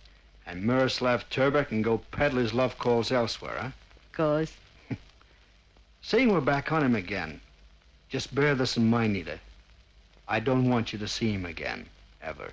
You're not the only one. Not even to say goodbye to him. I wouldn't like that. Alf, I take Miroslav a lot more seriously than you do. I don't need to promise I'll never see him again. He gives me the creeps. I don't know why they let people like him into the country. Oh, they're all right, so long as they stay in the rails. But they go off the rails so easily. Okay. Well, that's enough about Turbo for tonight, sir. Oh, not again. Honey, don't answer him. Please don't answer him. All right, but don't panic. Let me in. I must come in. Look, will you go away? Don't answer him. Look, why don't you beat it? I'm not answering him. What, you think we want the cops called? I want to say goodbye. I must say goodbye to my Nita. Yeah? My Nita, guy. Look, beat it, Turbo. Scram. I don't want you to answer him. Look, it's after 1 o'clock. We can't have people... Alfred, I'm frightened. I don't like him. He frightens me. Now, look, honey, there's no need to get upset about it. They carry knives and guns, and they use them. I know they use them. He'd better not try it. Scram, Turbo! Will you beat it, or I'll come and kick you out? Just to say goodbye. Just a little word of goodbye. Oh, okay, look. He can say goodbye. No, don't. Don't open the door. Don't. Yeah, but look, honey. I don't want you to let him in. Don't let him in, please. Look, Nita, you know what? I let him in. We shake hands all around. We have a drink. Look, will you lay off? You'll never get in that way. Ring the police, Alfred. Now, listen. We let him in. We have a drink. We've done some good that way, honey, haven't we? What good you'll do will be to grab his knife. Look, he has to learn that we don't live that way. They can't go around threatening people, pulling knives just because you feel somebody's done you dirty. Now, aren't I right? Can you handle him, Alfred? And how, baby? All right, but I don't like it. We should keep out of his way. Look, you're only running away from it. It doesn't solve anything. I cannot stay all night. I must say goodbye. All right, all right. Alfred, give me a kiss quickly. There. Look, but no dramatics, Sonny, please. I'm frightened. Turbo. I am waiting. Have you got a knife? No knife. Have you got a gun? No gun. I never carry a gun. I have no gun. I have no... Okay, then you can come in. He's lying. I know he is. He's lying. Look, honey, it's the time of night. You're imagining things. Look. Okay, Turbo, come on in. Alfred! Alf! No. No, don't hit me. Don't hit me. Don't!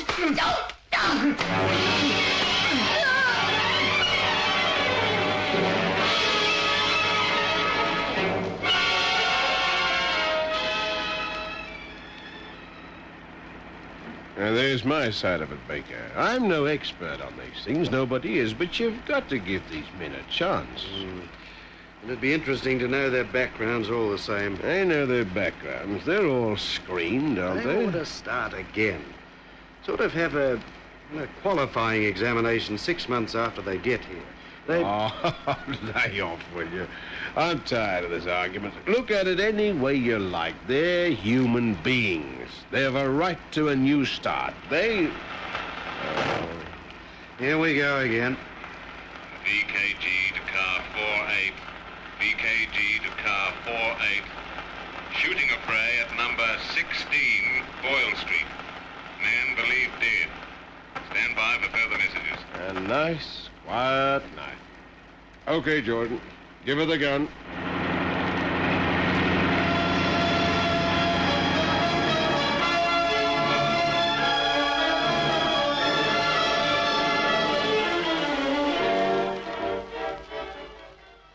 No mistake about this one. Shot at a range of about 1 foot, I'd say. Woman doesn't look too bad. Rather pretty. What they call the eternal triangle, I suppose. Or something. Nice time to wake the neighbors, but I suppose that shot did that. I saw him, Sergeant. I saw the man. He ran away down the stairs. All right. Thanks very much. We'll get statements in a minute. Baker, pull that door to, will you? Is there a phone inside? Yes, there's one there. I'll ring headquarters. Nothing subtle about this one. Only a matter of time before we pick up the man who did that.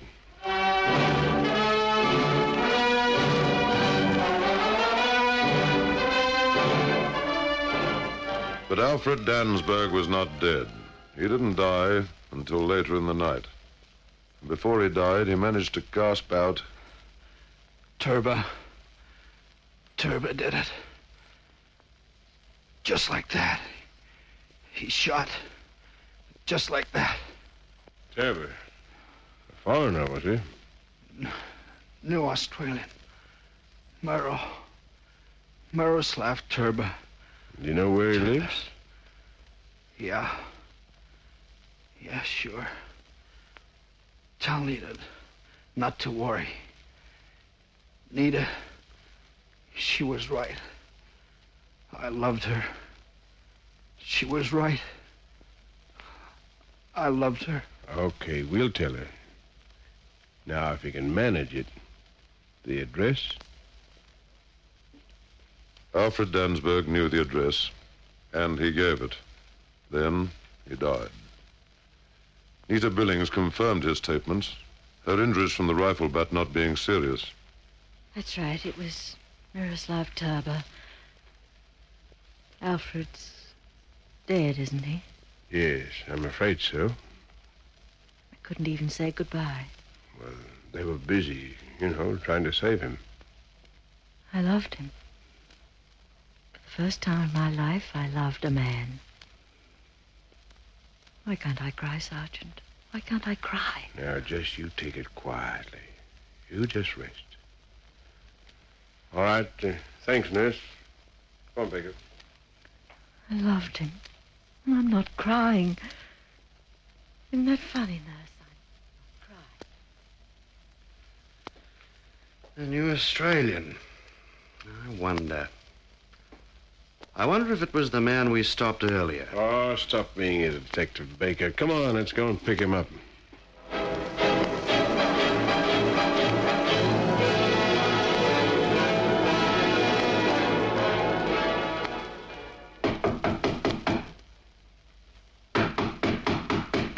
I wouldn't be here, probably. This is where we start, though.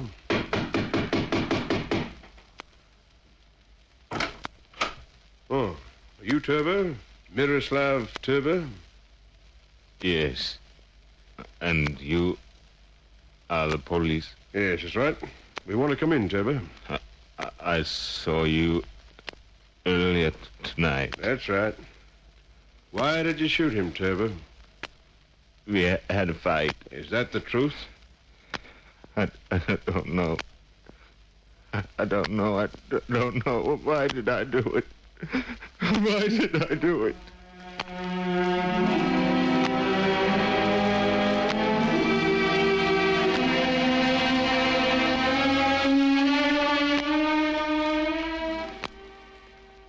Miroslav Turbo was charged with the murder of Alfred Dansberg. At his trial, he spoke from the dock. I am not guilty. I did not intend to shoot this man. I'm sorry he's dead. I cannot explain. He took my girl from me. He says she is my woman now. We have a fight. That's all I know. The judge pointed out Turbo's tragic situation. He gave him credit for admitting his wrongdoing, but the evidence pointed only one way. And Miroslav Turbo was found guilty and sentenced to death. The sentence later commuted to life imprisonment.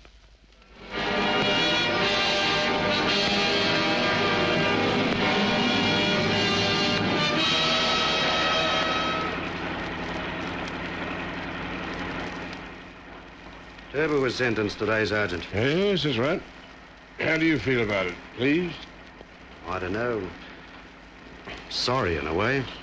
You must be slipping.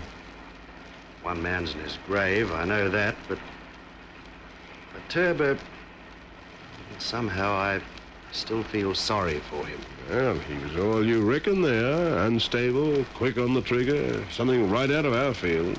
Yes, but there's more to it than that. Somebody has to learn something. Somebody has to do the teaching. Ah, now you're talking. DKG to car 48. DKG to car 48. Disturbance in Crown Street near William Street. 4 men involved in street brawl. All right, Jordan. Give her the gun.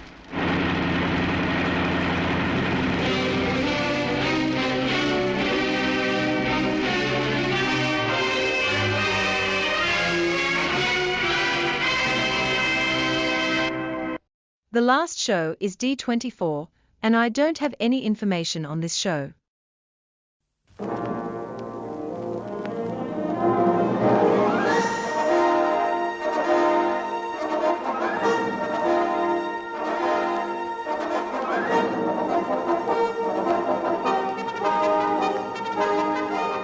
The Victoria Police Force presents D24.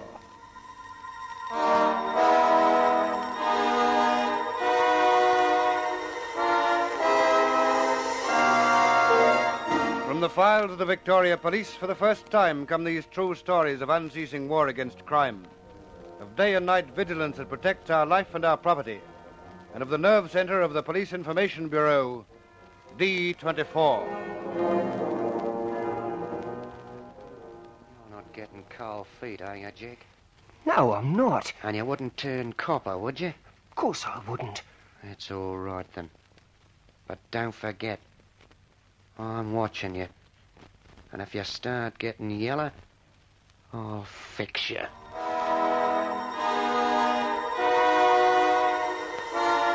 This is the true story of the death of a burglar.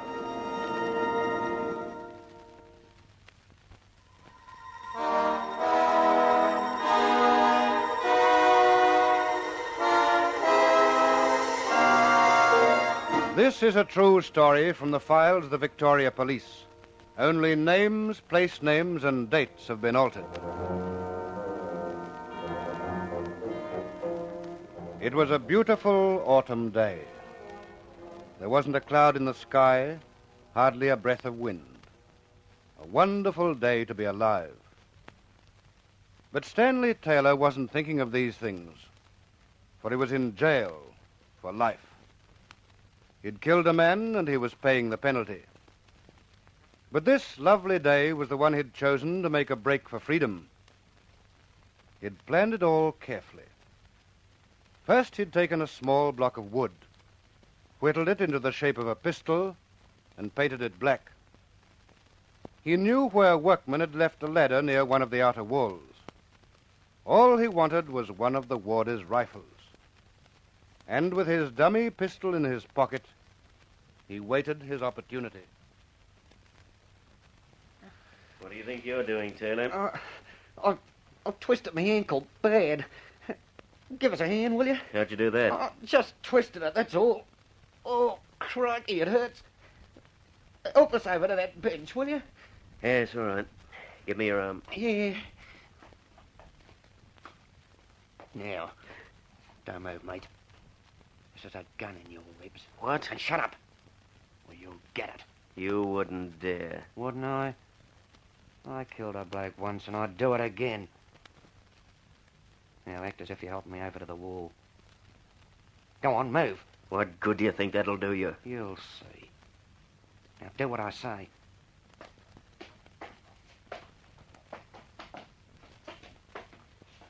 Now that'll do. Now hand over your rifle. Not on your life. I'll count 3.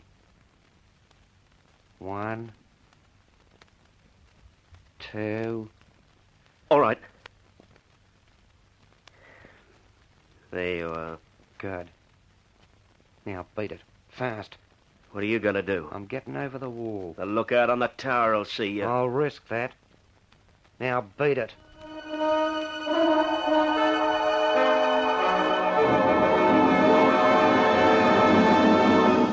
The desperate young criminal had won the first round. And now, with a rifle in his hands, he raced to where the ladder was, pushed it against the wall with the aid of a fellow prisoner, and scrambled to the top of the bluestone wall. Of course, he was immediately noticed by the warder in the lookout tower, who fired a warning shot. But Taylor ignored the shot, jumped from the wall, and ran for his life. Again the warder fired, but still the man continued to run. And now the warder had no option but to aim at the fleeing convict. And again a shot rang out. Taylor stumbled, staggered a few steps until he could go no further.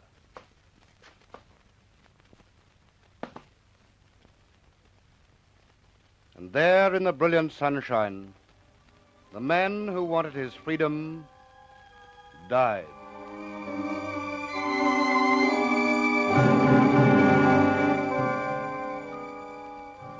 Stanley Taylor's life had never been a happy one. He'd come from a broken home. Before he was 10 years old, had been placed in an institution. By the time he was 19, he was the acknowledged leader of a small gang of 3. Himself, Jack Milne, who was a year or 2 older, and Reg Black, a 17-year-old youth. And one afternoon, the 3 of them were gathered together in a room in East Melbourne. Righto, Jack. Shut the door. Shut it yourself. What did you say? You heard. Yeah, so I did. And I don't like that kind of talk, see? So what? So shut the door. Yeah, all right, I'll shut it. Well, big shot? Satisfied? Now come and sit down.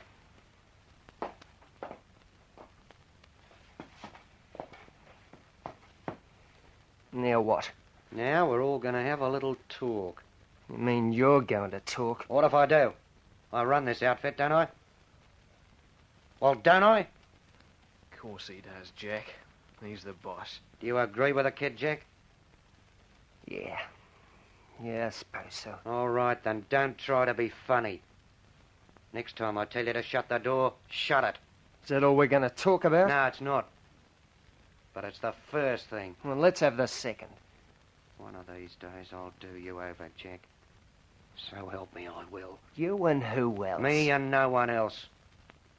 Just me and one of these. Where you been getting bullets from? Never mind. But I've got plenty of them. But you haven't got a gun. Nah. What do you suppose this is? Put it away, will you? I'm scared of guns. You scared too, Reg? I don't reckon we ought to use them. Guns mean trouble. Not for us, they don't. Unless someone forgets I'm the boss. Okay, Stan, okay. What are we going to do now you got it? You know that place I used to work at? Some pub or other, wasn't it? Guest house, up at Healesville. Well, I know the place backwards. And we're going to do it over. That doesn't sound like a bad idea to me. Hey, Reg? I'll be in it. Well, just a minute, though. What if somebody sees you, Stan? They might recognise you. That'll be too bad for anyone who does. I got this gun and I'm not frightened to use it. Gee, Stan, you're pretty good. I'll say. Why don't we do like that bloke on the pictures? What bloke? The saint. Whenever he does a job, he scrawls a sign on the wall or something. Sort of trademark like. Yeah. Yeah, we could do something like that. Couldn't we, Jack? Yeah. I know. We'll get a bit of chalk and draw one of those swastika things on the wall. Just before we leave. Right. When do we go? Tomorrow night. We'll meet under the clocks at the Flinders Street station at 6 o'clock sharp.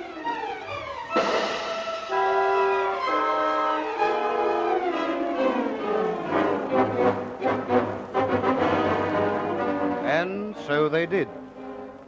And they caught the train to Healesville and then made their way to the guest house on the edge of the town. It was a rambling two-storied building set back in large grounds. And Taylor quickly led them to an upstairs room he'd chosen as their temporary headquarters. In there. Quick.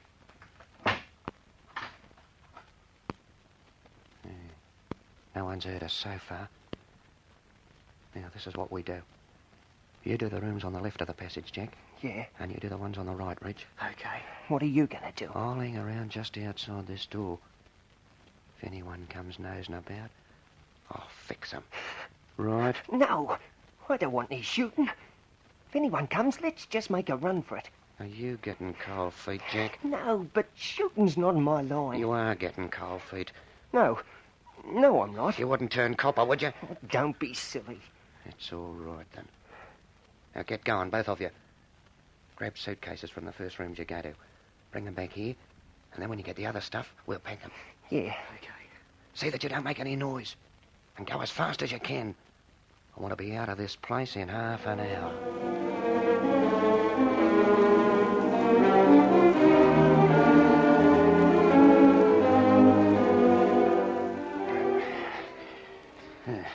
Well, it's about all we can get into this case, isn't it, Reg? Yeah. Yeah, then kneel on it while I shut the lock. Righto.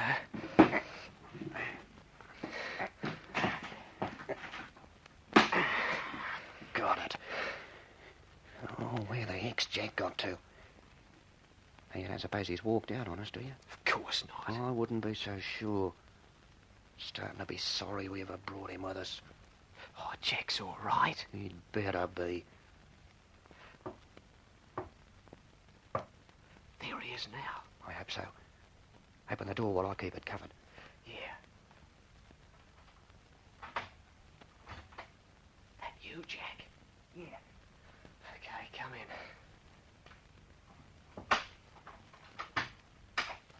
Where the heck have you been? Well, where do you think? I said to be quick. Ah, shut up, will you?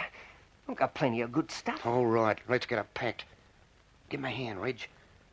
I'll chalk the swastika on the door, and then we can clear out.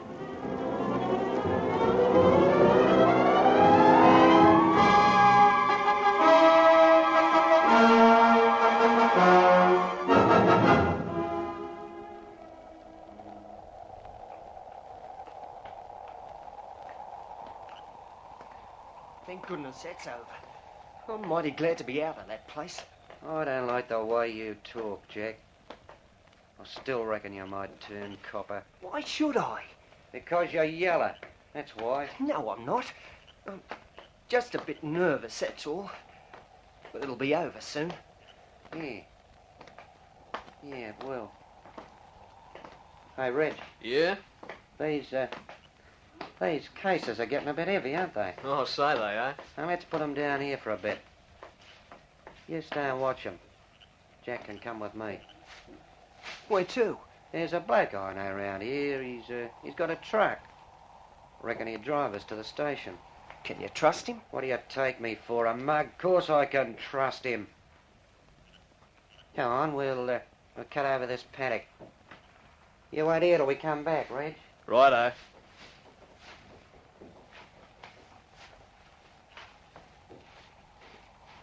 We got far to go?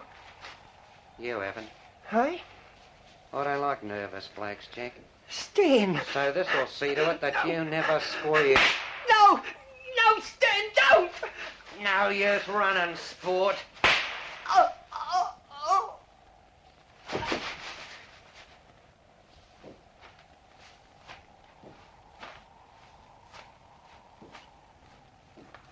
That ought to have fixed you, mate.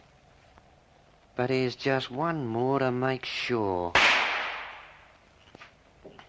Yeah.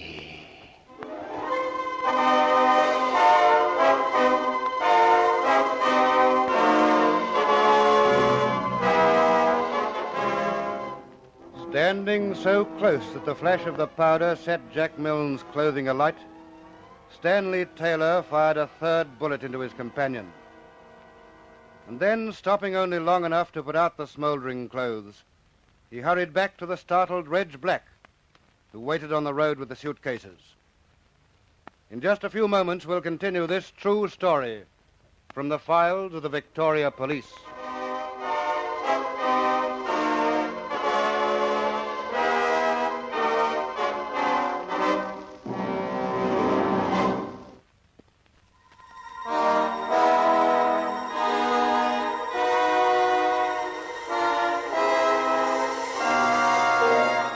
This is a true story from the files of the Victoria Police.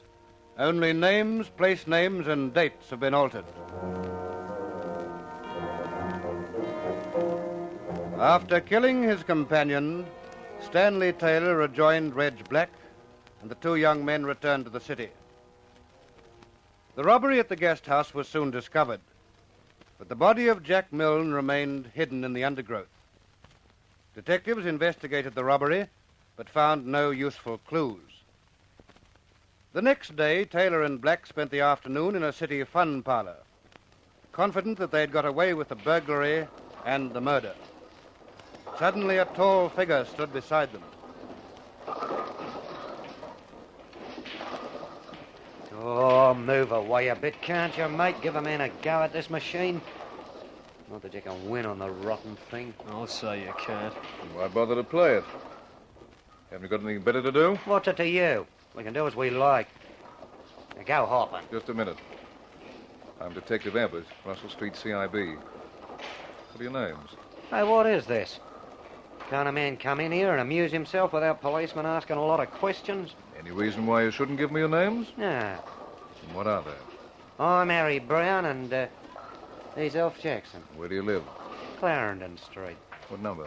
Well, I don't know. Just up from George Street. Both of you live there? Yeah. Now, what about leaving us alone? All right. Just a routine check. What a nerve he's got. Reckon he knows anything? Oh, do you think he'd just walk away if he did? Nah. Let's get on with the game and forget the great big mug.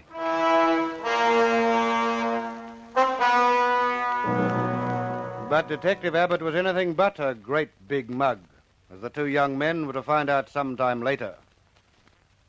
It was nearly a week after the murder that Stanley Taylor and his girlfriend Rita Scott were strolling down Collins Street, when his attention was attracted by the cry of a newsboy. Last edition, paper, murder at Aylesville, paper, read about the murder at Aylesville. Just a minute, Rita. Oh, what? Give us a paper, son. Quick.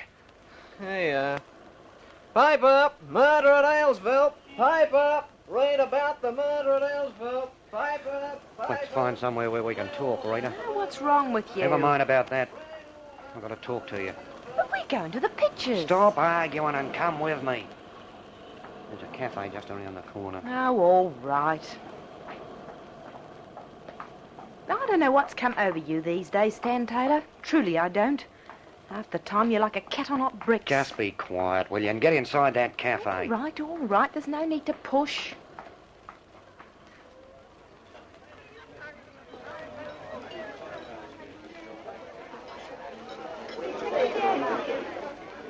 That table over near the window will do. Now, what's all the fuss about? Don't talk so loud. Wait till I have a look at this paper. Oh, you make me tired, really you do. Say you want to talk and now you just read the paper. Well, here, you read it yourself. No, thanks. Read it. That bit in the left-hand column. What? About the murder? Yeah. Well, what about it? I did it. Hey? Not so loud. I did it, I tell you. Who was it? Jackie Milne. Yeah, but why? Oh, we were doing a job up Eelsville way. Jackie Milne, Ridge Black and me. Jackie got scared and I reckon he'd have turned copper. So I shot him. Oh, you're a fool, Stan. No, I'm not. They'll never get me for it. But you gotta help. Wow. By saying I was with you if they pick me up. Yeah, but, well, I've never been mixed up in this sort of thing, Stan. Well, you are now. You wouldn't squeal, would you? No, Stan, I wouldn't squeal. Well, don't forget it. I've still got the gun I used on Jackie Milne. And plenty of bullets. So remember that, Rita. Or I might have to use them again.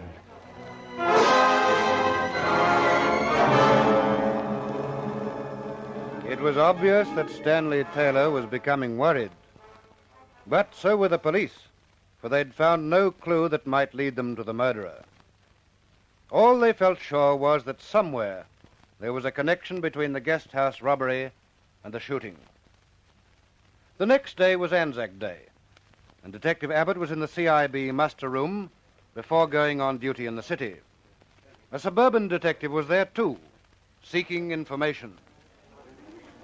If anyone here knows the whereabouts of Stanley Taylor, let me know, will you? I think he might have had something to do with the housebreaking in South Yarra the other day. What name do you say? Stanley Taylor, do you know him? Well, can't say I do. You got a photo of him?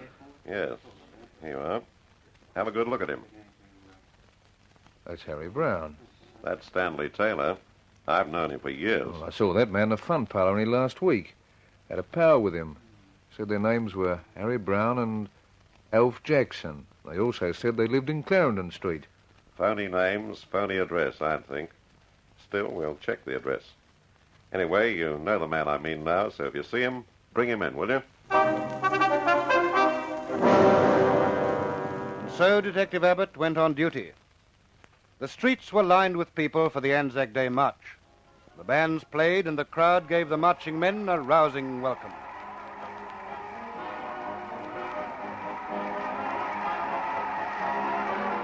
But all the time he watched the march, Detective Abbott was keeping his eyes open for those little incidents that often happen when a big crowd gathers.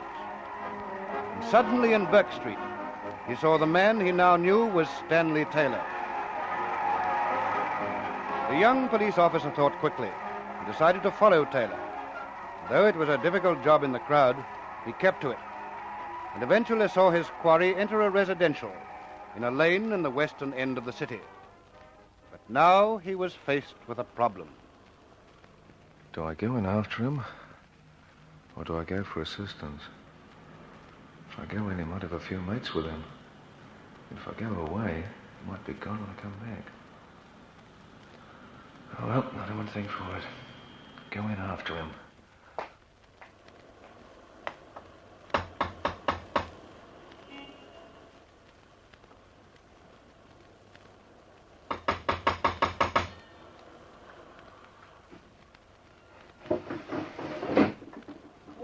want? I want to see Stan Taylor. Is he home? I think so. Well, how do I get in? I'll throw you down the key. Waiter, Jeff. So far, so good. Here, catch. Got it. Thanks very much. You're welcome. Leave it on the hall stand. Which is Stan's room? Last on the right, downstairs. Oh, no, thanks. Don't forget to leave the key. Oh, well, here goes.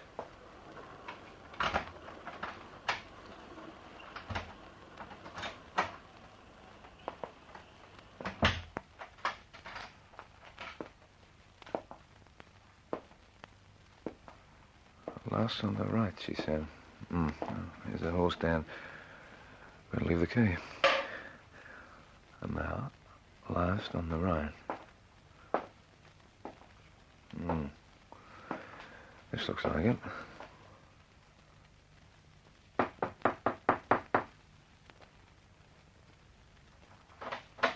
Well, what do you want? It's that cop. Ah, so it's you. What's the idea? I want to talk to you about those false names and addresses you gave me the other day. Let's go in. Here. All right.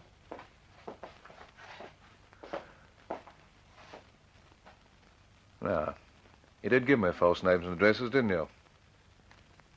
You're really Stanley Taylor, aren't you? All right, so I am. Hey, get your big foot off that suitcase, will you? Why? Because I don't like cops' feet on my things, that's why. Just a minute. You've been doing a bit of travelling, have you? What do you mean? All the labels on this case. That label marked Healesville. It looks quite new. That's my business. Well, we can talk about that later. Meanwhile, I'm taking both of you to Russell Street.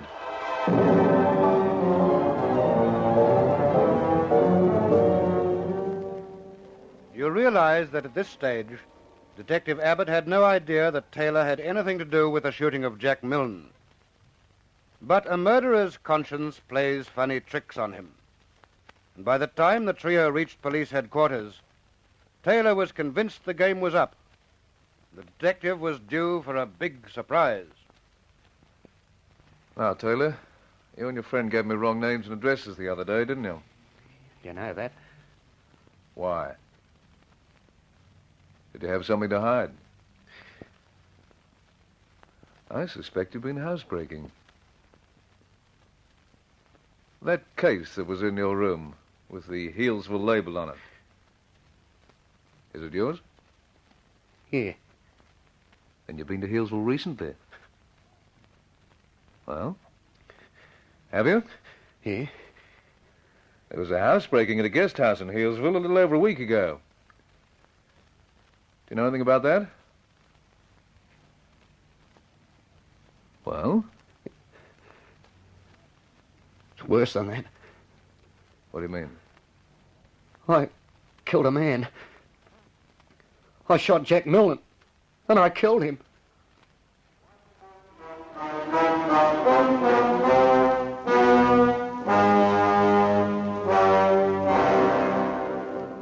Detective Abbott had caught a much bigger fish than he bargained for, largely due to his retentive memory and his alertness. It was only later that Abbott discovered how lucky he was to be alive. For in the suitcase he'd put his foot on in Taylor's room was a fully loaded revolver. And Taylor swore that if he'd been able to get it out, he'd have certainly shot the detective. At his subsequent trial, Stanley Taylor made a statement from the dock of the Supreme Court in which he said this.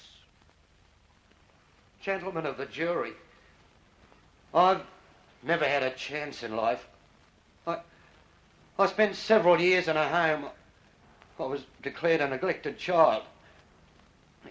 In the past few years, I've suffered with severe headaches and fits of dizziness, and I have a very bad temper which I find it very hard to control. I didn't intend to kill Milne. I had no argument or quarrel with him. I wasn't afraid of him. I didn't know I had shot Milne, until Black told me. I think the gun must have gone off by accident. Gentlemen of the jury, I ask you for a chance. If you give me one, it'll be the one chance I've had in life.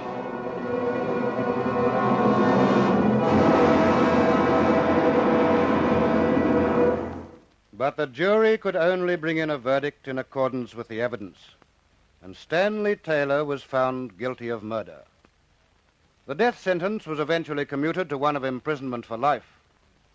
But that was too long for Taylor, and a few years later he made the desperate attempt to escape from jail, during which he lost his life. And so an unhappy career came to an end. And although no civilized community could tolerate his actions, we may well ask ourselves if, individually and collectively, we're doing everything possible to see that young men with such unfortunate backgrounds as Stanley Taylor do not drift into a life of crime. Only names, place names, and dates were altered in this true story. It was dramatized from the files of the Victoria Police by Roland Strong, who now says goodbye until the same time next week, when there'll be another true story in this series, D24, which is brought to you by the Victoria Police Force and produced in the studios of Hector Crawford Productions by Dorothy Crawford.